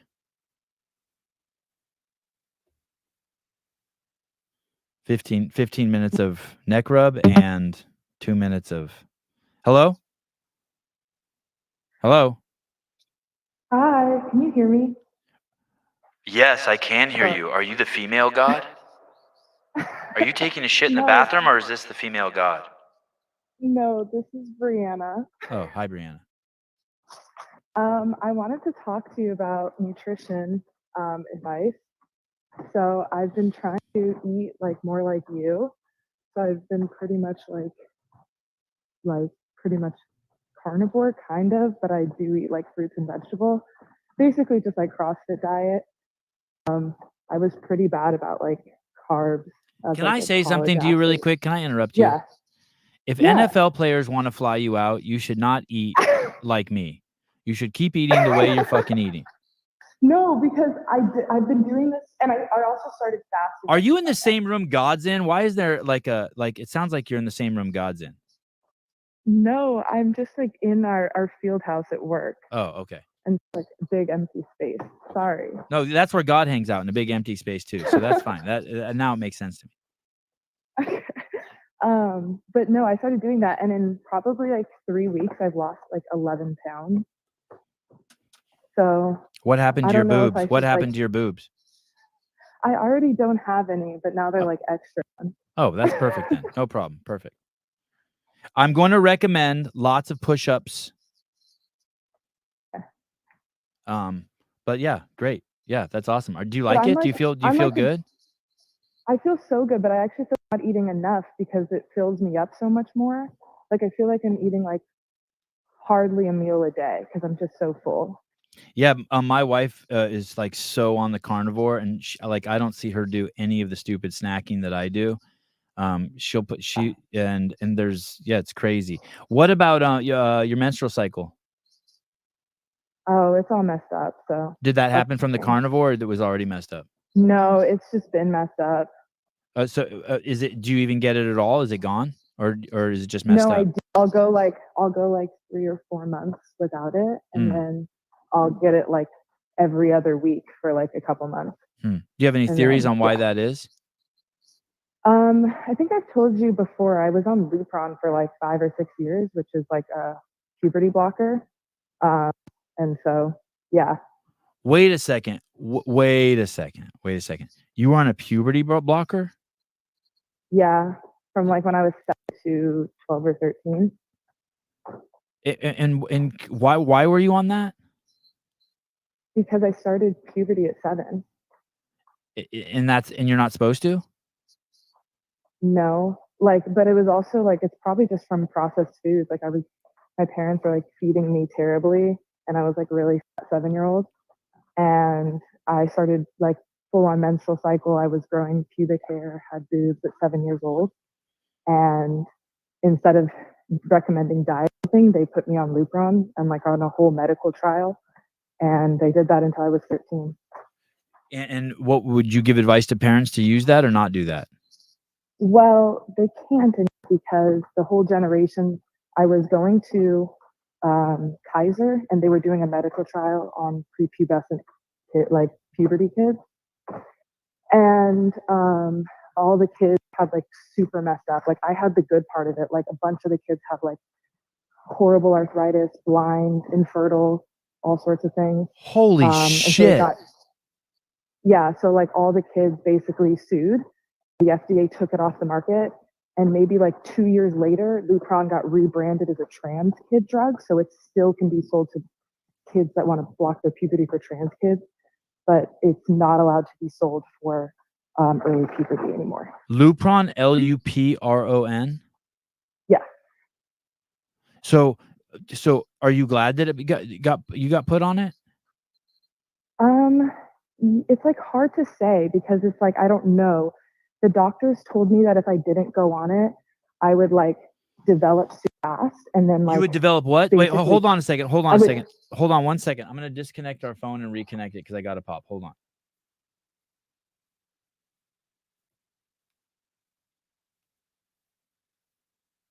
Okay. The doctors who put you on this puberty blocker also told you that if they didn't put you on it, what would happen? That like I would go through puberty like super fast, and then I would basically hit full maturity at like 10, and then I would have all these problems because I hit maturity too fast. Like what? Like the only problem I think you would have is you don't want men to be attracted to you at 10, but they would be. That would be like that is a problem. I mean, but that's a problem for your parents. That's not a problem you deal with drugs. Yeah. Then your parents just need to make sure they never leave you out. Like if you have a girl with tits, like the dad should never let her out of her sight. They told me it was to do with my height, and that was a big seller to my parents because they care so much about sport. Like they said if I didn't go on it, I would be like 5'3". How tall are you? I'm like 5'7". Yeah, God, God, I just feel like that's such bullshit. What happened when you got off of it? I was fine, but then maybe like a year or two after I got off with it, I got diagnosed with like very severe PCOS. And so I've had to have 2 like ovarian cysts removed because I just keep getting them. And most of them go away on their own, but sometimes they have to remove them. Polycystic ovary syndrome. God, I wonder, there's this girl I knew in college, and I wonder if she was on that now that you're saying that. God, I wonder. I'm just so biased about putting kids on drugs. I am too. I'm glad. So fucking biased. Yeah, and my parents like really regret it now. And then also with like the PCOS, like every time I've gone to a doctor, like how can I heal this? They're always just told me that, literally recommended that I remove like my ovaries. Hey, is all your junk all normal? Like, is your vagina all normal? Yeah. Like it didn't cause any like weird things? Not that I know of. Yeah, I'm sure it's fine. Not that I've been told. Okay. God, wow. Yeah. That's amazing. Hey, do you care? People are in the chat are asking what your username is. You don't have to give it, but I think just all the horny guys are like, they think for my Instagram. Yeah. It's Brianna.Roney. So BREANNA.RONEY. Wow. Yeah, that's wild. So you dodged a bullet by not like being blind or whatever shit happened to your peers. Yes. Lupron, man. Holy cow. I just can't imagine I'm just trying to figure, like, I just can't imagine putting my boys on something. I just can't. I keep thinking of like me walking up to them with a glass of water and punching out pills and being like, take these. I just can't get my head wrapped around it. It was a shot. So I had to get a shot in my butt like once a month.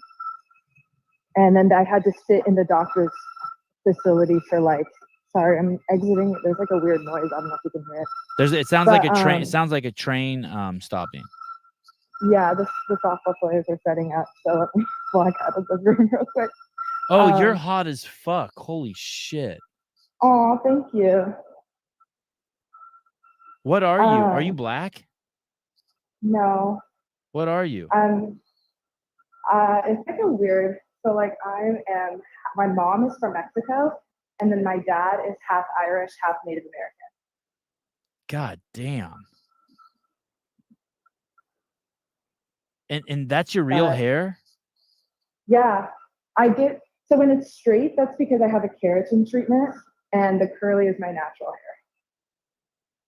What's this pig in the water doing? That was when I was in the Bahamas. There's like pigs in the water. Were they cool? They were so cool and so cute. And I love pigs. So. He is so cute. That's a wild pig? Yeah, and they just let you hold them. They're pretty friendly. They're like domesticated. You have freckles. Yeah, I told you I'm quarter Irish. Man, you are cute. My boys are starting to get freckles. It's so cool. It's so weird because I got freckles at around probably their age too, and my boys are starting to get freckles. They're so awesome. They're kind of going away now since I moved to Iowa, but hopefully they'll come back when I become a California girl again. Yeah, mine went away. But, I don't know. There's a lot of people in the chat that want like context to the NFL player thing. Yeah. When do you go see him? October 11th, I fly out and I come back the 15th. Are you taking a friend? No, and he bought my plane ticket, so I can't be like buy my friend. He just found you on Instagram? No, we met in person once. I totally almost messed this up, Savon. So when I was in Miami for Wadapalooza this January, and me and my friends went out like partying, and I met him, but he was still like in college, or he had just finished his senior season of football. And I really don't remember this night at all. Like I have no memory of it. Don't ask why. And he asked for my Snapchat. At least that's what I thought happened. And he Snapchatted me for a couple days, but I really wasn't that into it. So I started just like leaving him on red, like not responding anymore. And then like recently, like about a month ago, he posted something that was like Panthers stuff. And I was like, oh shoot, this guy's on the Panthers. This guy's what? This guy's what? He's on the Panthers. And so I was like, oh, I'm actually interested now. Oh yeah, that's fair. So, I think that's fair. Yeah. And well, on it, and so then I slid up and I was like, hey, how have you been? And we started chatting. And then he said, I was trying to play dumb, like I didn't know he was on the Panthers. And so I was like, hey, are you still in, blank state that he told me he was from? And he was like, don't act like you don't know where I'm at. Oh, that's awesome. That's awesome. And then I almost messed up again because he was saying like how he's been really wanting me, which he has, because he still slides up anytime I post and says I'm pretty or whatever. And he'll be like, he's like, I've been really wanting you, but like you didn't want me. And I was like, no, I do like you. And then he says, okay, then text me. And I'm like, I don't have your number. And I looked through all my contacts and I was like, I don't have this guy's number. And then he FaceTimes me. Oh shit. And I look and I realize he had texted me. I just never saved his contact. Have you held his hand or had any intimacy with him, or did you dance with him or kiss him or anything? No, we were just kind of in the same section and had like talked a little bit. And he like got me a few drinks, but that was kind of it. Hey, nothing. I think you should just go full bore reckless reel with him. Well, when you see him, you know what I mean? Except don't tell him about the Lupron, but keep that needs to wait a few months. But I think you should be like, yeah, dude, I saw you on the Panthers and I think that's fucking cool as shit. Of course, I'm attracted to someone who's that shows that you work hard and that you have a promising future, and hell yeah, I'm attracted to you. Well, he did ask like why I ever left him on red. I think kind of fishing is like, do I like him now because of that? And honestly, it had nothing to do with me not liking him. It was like, I'm broke. I'm assuming this guy's broke. We're in different states. When are we going to see each other ever again? What's the point of talking to you? Yeah. And I told him that. I was like, that's why I stopped talking to you, because I just realized I was never going to talk to you again. Yeah. And then that's when he offered to find me out, because he's like, well, I'm not broke, so you can come see me whenever you want. I think you should find out who he's going to vote for, and then I think you should play really hard to get. And I think you should also tell him that. I think you should be like, hey, dude, you can't get to the pussy because, like, I like you. I mean, I told him I'm Mormon, so I feel like that's that kind of puts up that signal. Oh, okay. Well, that's good. But he's super country, so I don't know if he's like, I don't have a political idea on him. I bet he's like super Southern. And I would set up a limit for how many drinks you have around him. Like a hard, or you should do a what I like to do is a 1 drink, 1 water, alternate, and be super disciplined. I haven't drank in like so long, so like 1 drink is gonna do it. Yeah, I'm so excited how this turns out. Remember, the goal is to catch him. I know. I'm gonna try. Yeah, the goal is to catch him and to make it so, and like, and to find out if you really like him and that if he really likes you. And the longer you wait, it's always better. Sex is like the vaccine. It's okay not to take it because you can always have it later. Yeah, I feel like I've talked to pro athletes before, but every time I have an experience with one, I always knew them before. Like the last guy I was with is in the NBA now, and like so, but we were hanging out and knowing each other before that ever happened. And like my ex-boyfriend just went to the Olympics this summer, but it's like, again, everything was like before they had ever made it, and so it was like we had a context of a relationship. Yeah, and this is like the first time it's like I'm really getting to know him, and he's already like at this level. Matthew Sherburne just became a member because of your story. Thank you, Matthew. You're a good dude. Vindicate. Imagine this is your daughter. Are you giving her the same advice? Yeah, I mean, definitely giving her this advice. Yeah, my parents totally know. Like I told my parents, and they were. My mom said, "I'm going to pay for you to get a full body wax and hair extension before you go." Yeah, that's fair. Yeah. What? But Vindicate, I'm open. Tell me what should I be saying? Hey, there was this girl I liked in college. Like I fucking liked her so much. But you know, like in college, like she was just this girl like I just saw around, right? Like you know what I mean? Like I saw her on the bike path every day. I saw her at parties I went to, and I would say hi to her, but like we didn't know each other. Right.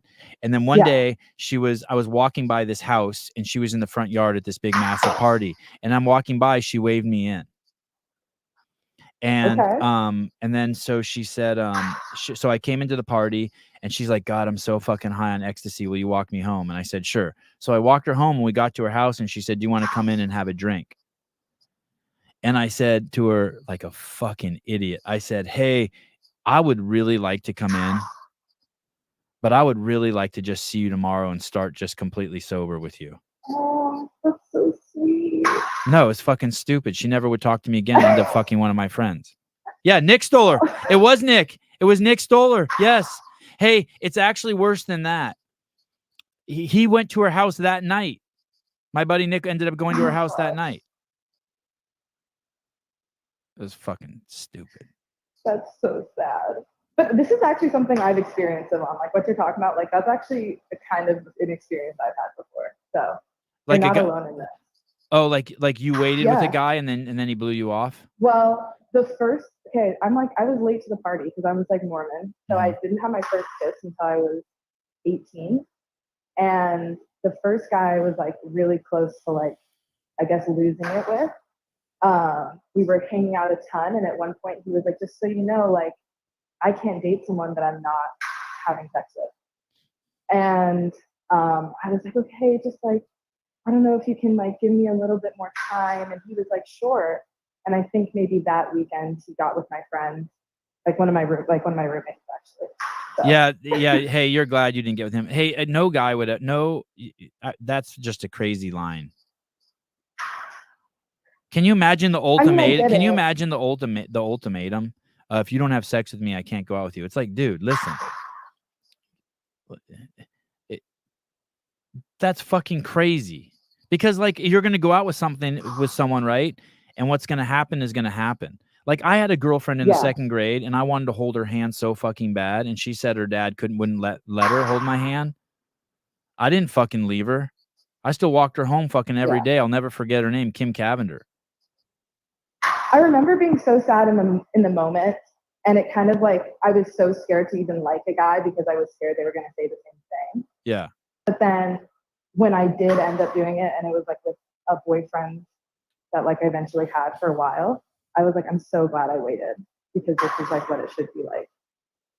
I courted my wife for 5 years. I tried to fuck my wife, and during those 5 years, I had tons of other girlfriends. But I am so glad my wife waited, like that she didn't let that. I'm so glad she made me put in the work. I'm just like ecstatic. And I'm not saying you need to wait 5 years, but like a couple trips, a couple flights. Yeah, it'll be worth it. I don't know. Are you sure? Because Yes. my other friend said that.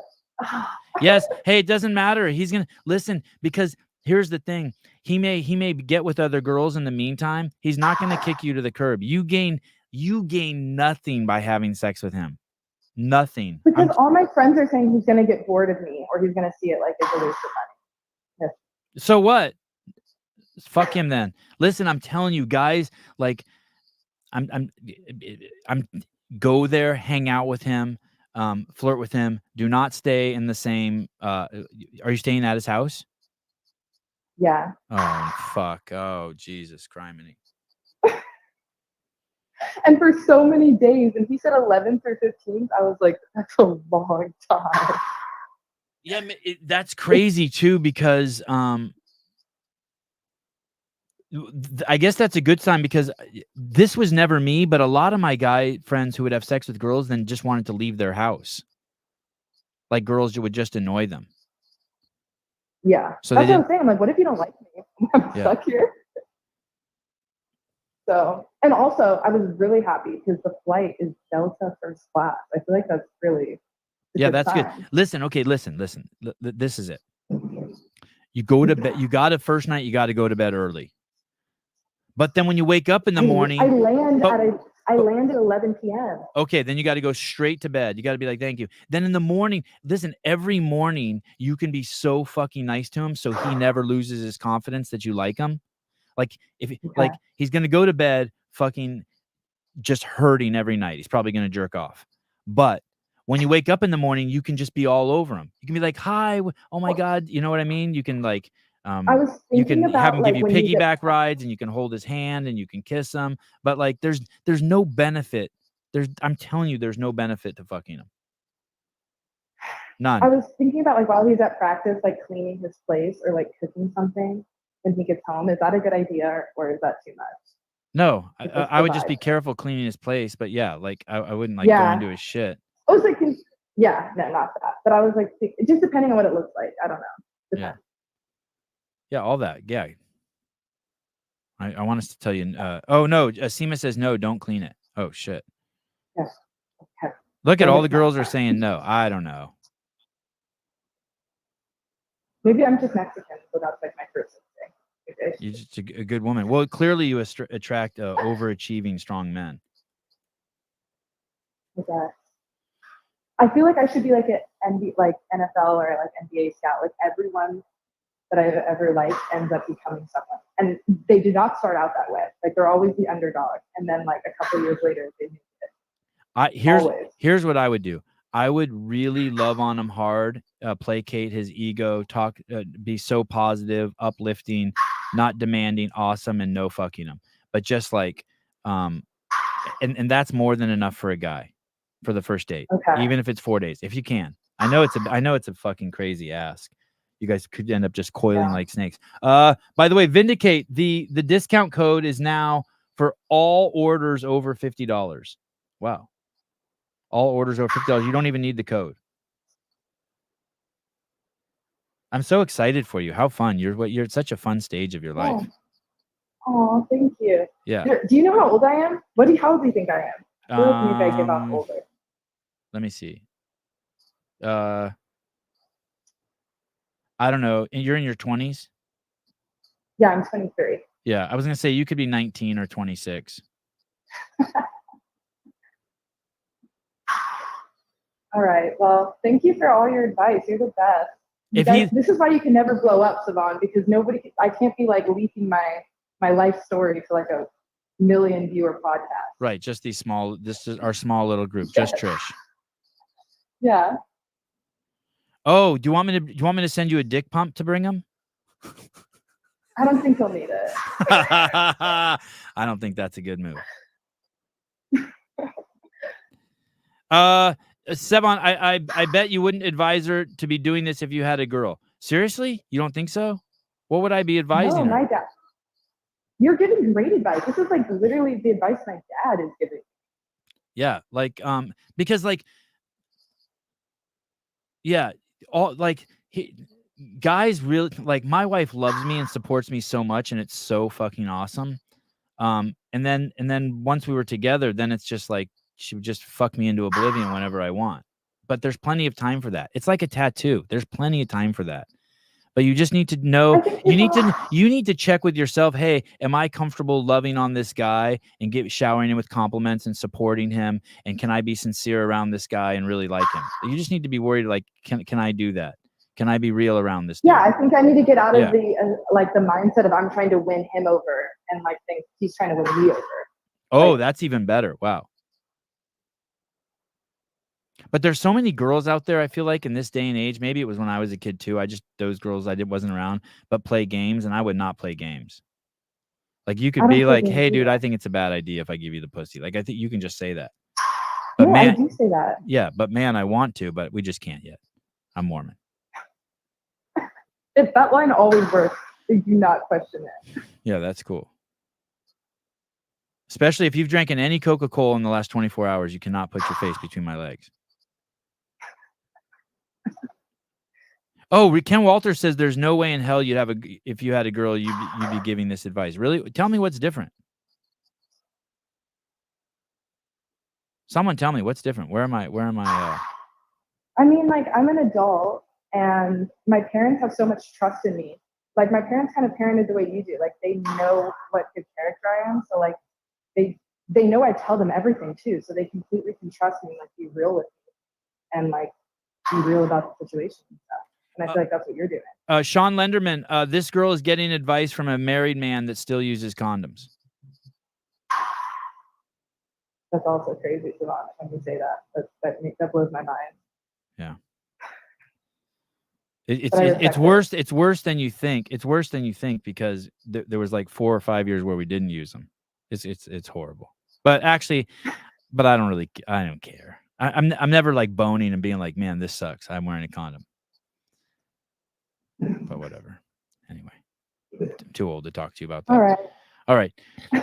Thank you. Keep us posted. Thanks for calling. All right. I will. Bye. All right, bye.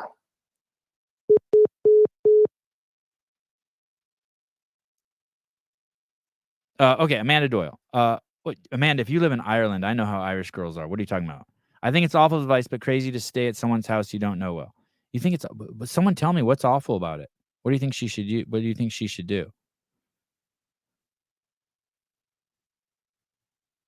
Oh, that's good advice. If one night he invites a few buddies back to his house, get the fuck out. Yeah, that's true. No, I don't know if that's true.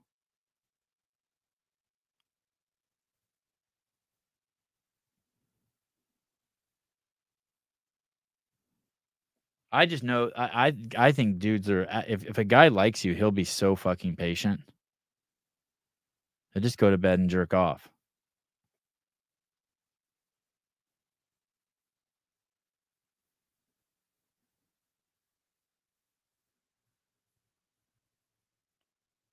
So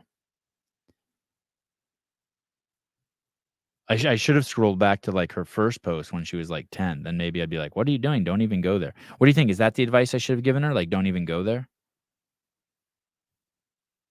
Oh, you guys are concerned about that. Good luck fighting off an NFL player if shit goes sideways.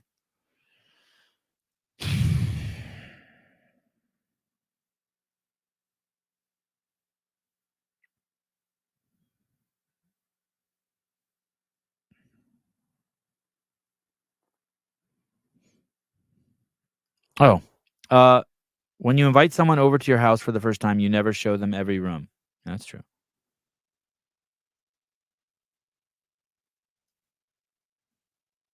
Oh, this is very dangerous, you're saying.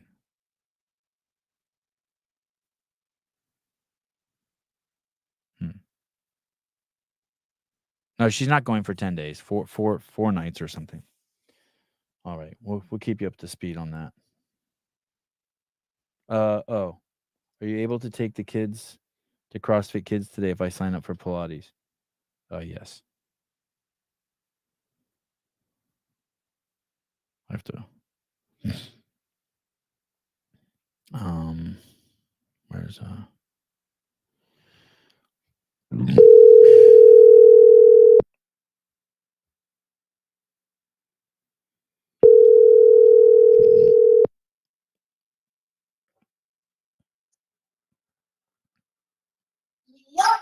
Hello? Hi. It's your husband. Oh. Did Hello, you? husband. You're married, isn't that weird? You have 3 kids. Very. I knew you when you were just a little girl, 20 years old. I knew Are you you before. reminiscing with your friends? I knew you before you were drinking age.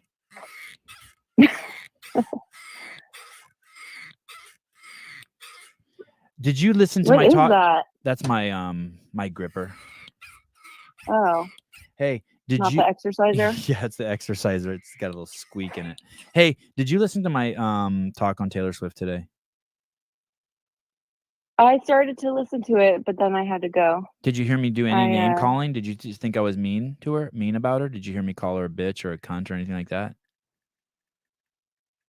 I didn't hear that, no. But I didn't listen to the whole Or at any time did you thing. think I was Why are rude? you being a Pat Lang said I called her a rude? cunt, and I was like, I'm pretty sure I was really civil and I didn't call her any names. Well, like I said, I didn't hear you say that, but I didn't listen to the whole thing. I felt like you were just recounting what the story. Did you think I was being biased or an asshole or like rude to her? Was I like fuck her or like woke bitch? She endorsed Kamal. What you did? I did not hear any of that. Yeah, I did because I didn't do it. He just said that. Pat, come on. I know. Be nice. If he comes over, But I didn't if he ever listen to comes the over, whole- will you put X-Lax in the cookies you make him? Would you ever have him over? No, fuck no. Where does he live? Does he scare you? You think he's a threat? No. Should we get another? Should we get another dog? Just Another gun? I'm just curious. No, I'm just curious where he lives. Somewhere where he owns a lawn care business and takes advantage of the Haitian workforce. No, he empowers immigrant. Pat's a good dude. He has a business that he runs, a very successful lawn care business, gardening business, and he employs hardworking people, family men who come from other countries. Oh. He's a good dude. Oh, that's pretty cool.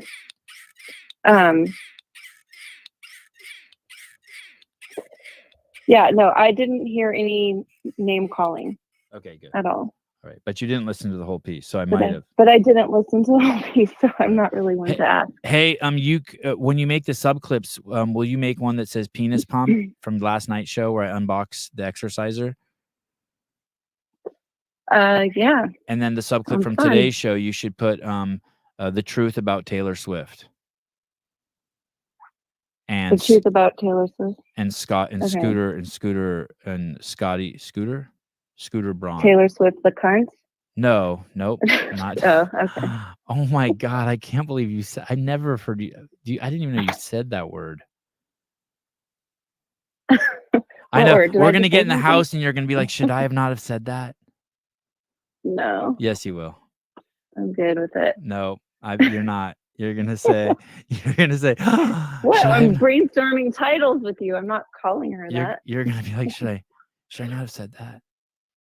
You want to bet? Okay. Okay. I'm almost done. I'm gonna come. So inside. Taylor Swift and penis pump. Got it. Yeah, 2 separate shows. Last night's show is penis, right. Or how to make your penis bigger, maybe, or something catchy, some clickbaity title. How about penis envy? No, no. cliche. It needs to be more than Okay. that. Yeah. Plan A Like- for your penis. Plan A. No, Okay. no. Just penis. Damn it, Haley. Okay, I love you. Bye. Okay, bye. Hey, Yeah. when do we stop using condoms? I don't remember. No, when are we going to stop? Oh. Thought you meant like before we had Avi or something. Good question. All right. Think about it. I love you. I'll Bye. meditate on that. Okay. Bye. Ask Ryan Holiday. Okay, bye. Okay. Right. Bye. All right. Discount code update. Use code break time on any other site wide through Damn it. Talk about a fucked product launch. Guys, listen, I don't know how you can get a discount code, but you can at Vindicate. And it's a big discount, 20%.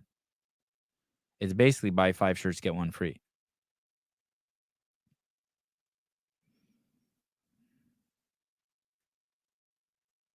All right. YouTube crashed when Haley said the C word. I was trying to like run through my brain if I've ever heard her say that word. I can't even remember ever hearing her say that. She really went out on a limb for the show. Look what she's willing to do for the show. When you get a vasectomy. Hey, so Olivia, you think the advice I should have given her was that sorry, I was staring at your boobs.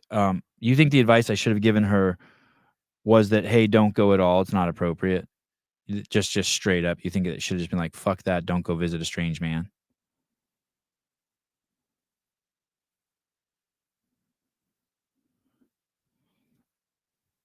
When I was, I saw on Google that every 20 pounds lost can reveal an extra inch of wiener. When I got a story about that. When I was in college and I went from 160 to 130, I swear my penis got 2 inches bigger. It was crazy. It's already crazy, but it was crazy.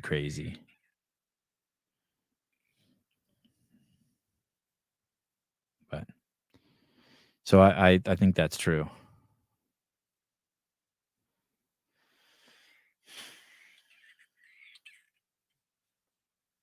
Oh, Ken Walters, look at, and Ken's a big, like he knows the Jersey chasers get used.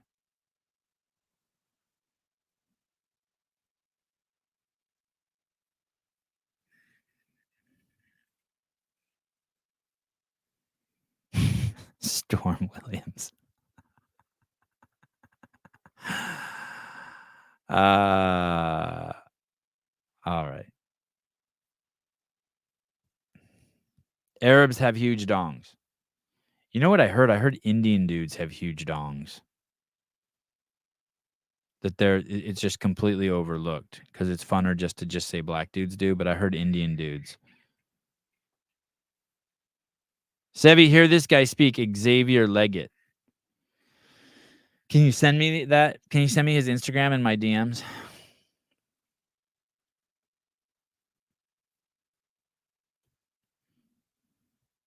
What is this? This one's titled oh yeah, we did that one. I was gonna play the clip where the lady says calls an immigrant who spit on her and filthy immigrant, and the cops were like, you can't say that.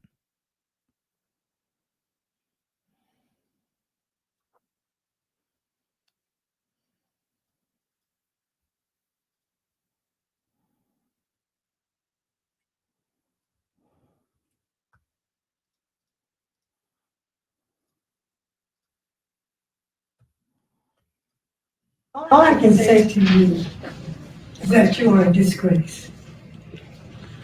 I'm an 80-year-old woman, and I've never seen anything like this. I grew up in the Jim Crow South, and the policies that you're passing in this city remind me of that Jim Crow South. I had to drink out of a colored water fountain. or the whites would drink out of a white water fountain. But you know what I didn't have to worry about? Going back to my community and it would be destroyed. And everybody else is in my community but Black people. And this is what you've done with this immigration. You have allowed all these people, you brought all these people into this city. You are destroying this city. And the Black community is flooded with all of these immigrants, violent ones, prostitution, gangs. You did that. You are doing this to your people. You are an absolute disgrace to me. Like I said, I drank out of that colored water fountain, but I could go back to that Black community that was intact. Women are crying. Taxes are going up. What am I going to do with my children? Where are we going to go and live? This is because of you, Brandon Johnson. You're destroying the South Side of Chicago with your policy, all under the Democratic Party. You are a disgrace. All I can say. Yeah, that's a good head of hair for a woman who's 80 years old.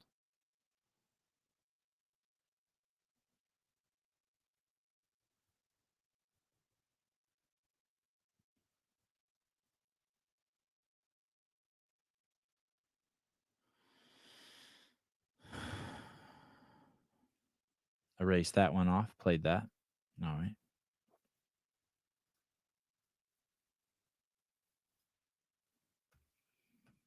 This one's crazy. This one's for you, Patty. I know you love the school system. This one's for you, buddy.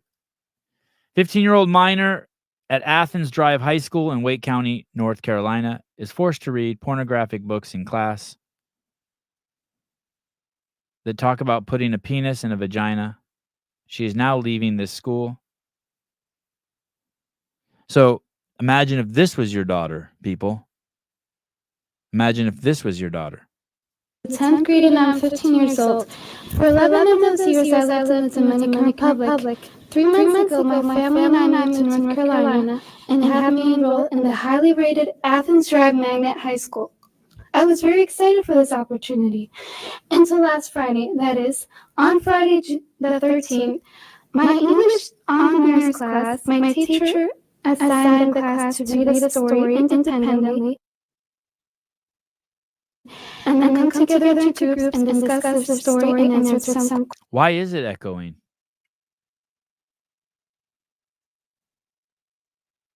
Questions. Was the other clip echoing? I'm echoing? I'm echoing now? Oh, shit. Why does that happen? Oh, I must grab the mic like this and it pops out. Is that better? Is it better? Is the echo gone?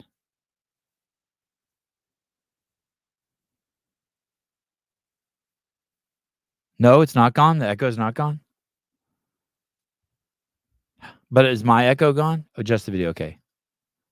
There was a part of the story that made me feel very uncomfortable, and I looked around and saw the same expression on other students' faces. We all had just read the following. Is it still echoing? All right, well, you're not going to get to hear her story about how she had to read about fucking in front of the entire class at 15 years old. Imagine asking a girl to read that in front of her fucking class.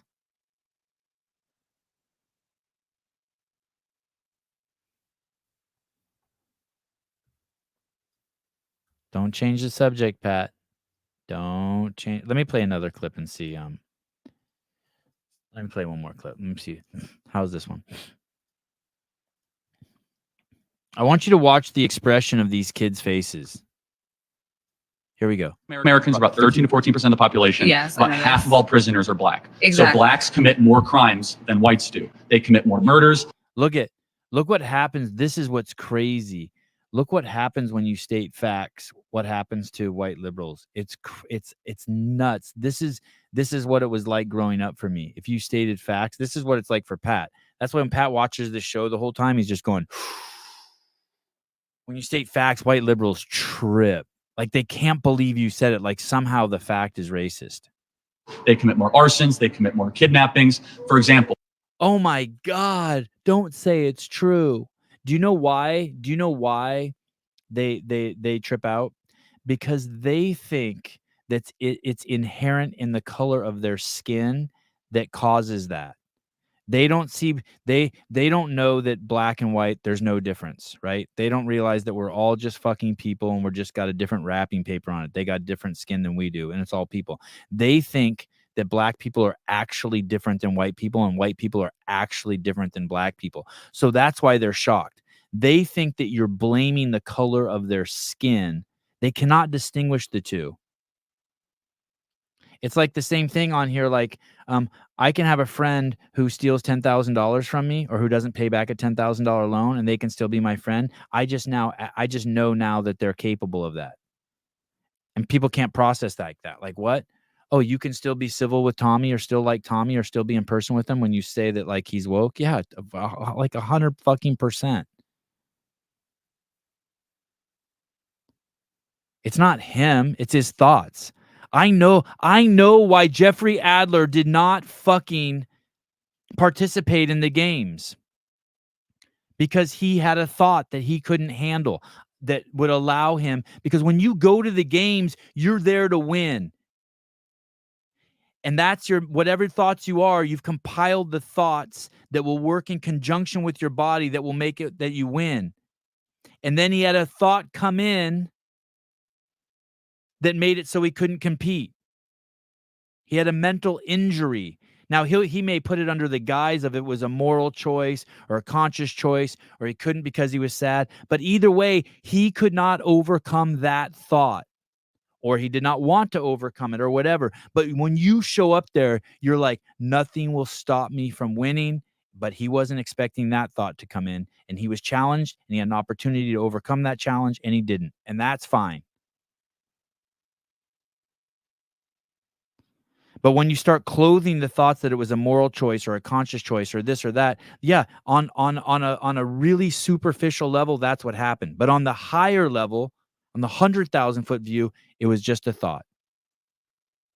It could have been like your mom called and she got in a car accident and you have to fly home. That would be a thought too, that you couldn't handle to keep moving forward with your goals. It's just like this. If I'm going to go to the beach today, and I find out it's raining, I would tell you, hey, I changed my mind. I'm not going to the beach because it's raining. But it's still a thought that stopped me. It's a story I've built about what it should be like to go to the beach. And now some part of that story is shattered.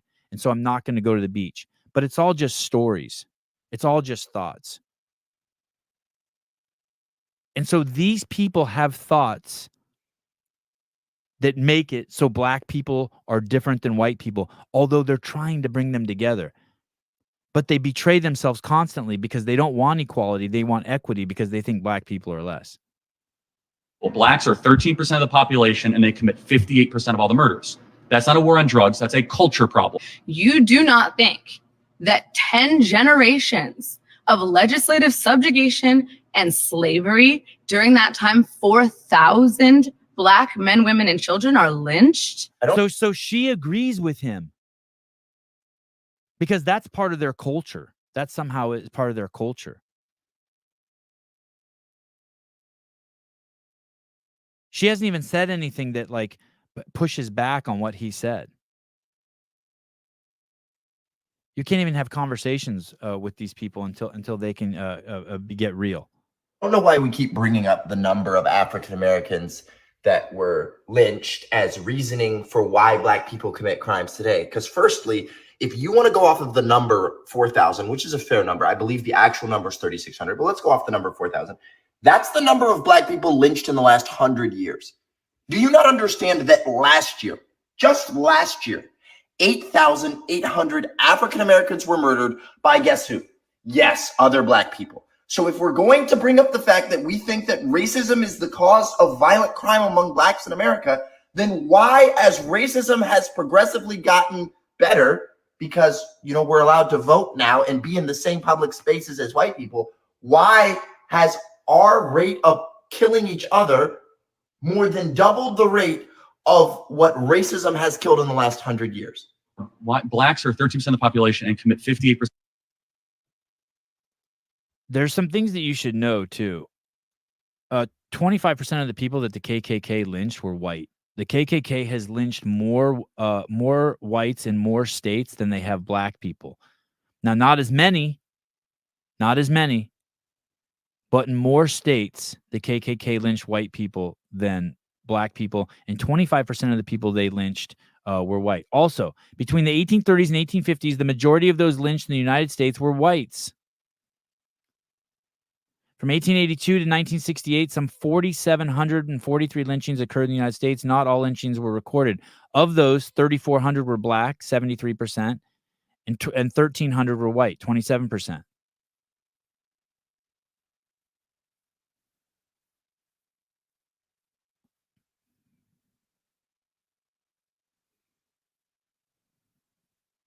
For whites, it was you were equally lynched in all the states: Colorado, Kentucky, Mississippi, California, Oregon, West Virginia.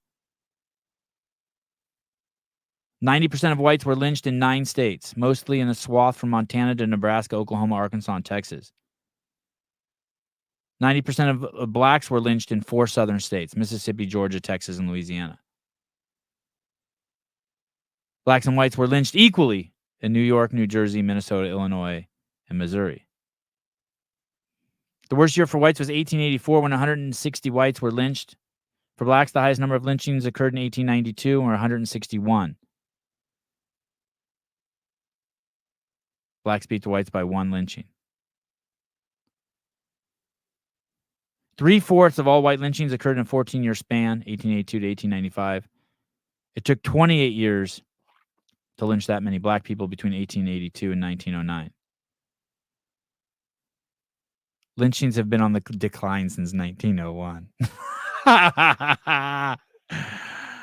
Oh, shit.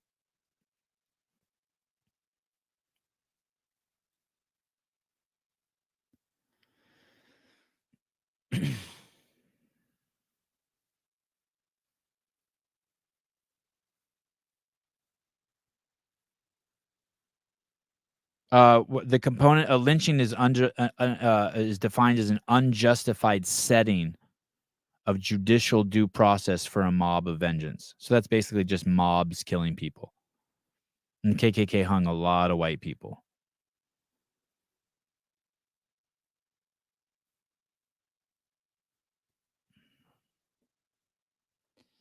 Without law, there can be no freedom, only chaos and disorder. And without freedom, law is but a cynical veneer for injustice and oppression.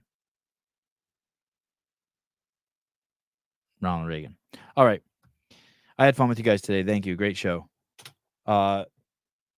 Today is Monday. I don't know what's going on tomorrow. I think Sousa has a show. I was going to have Candace Wagner on. We have to move her. All right. I'll talk to you guys later. Bye-bye. Hey, dude, what's up?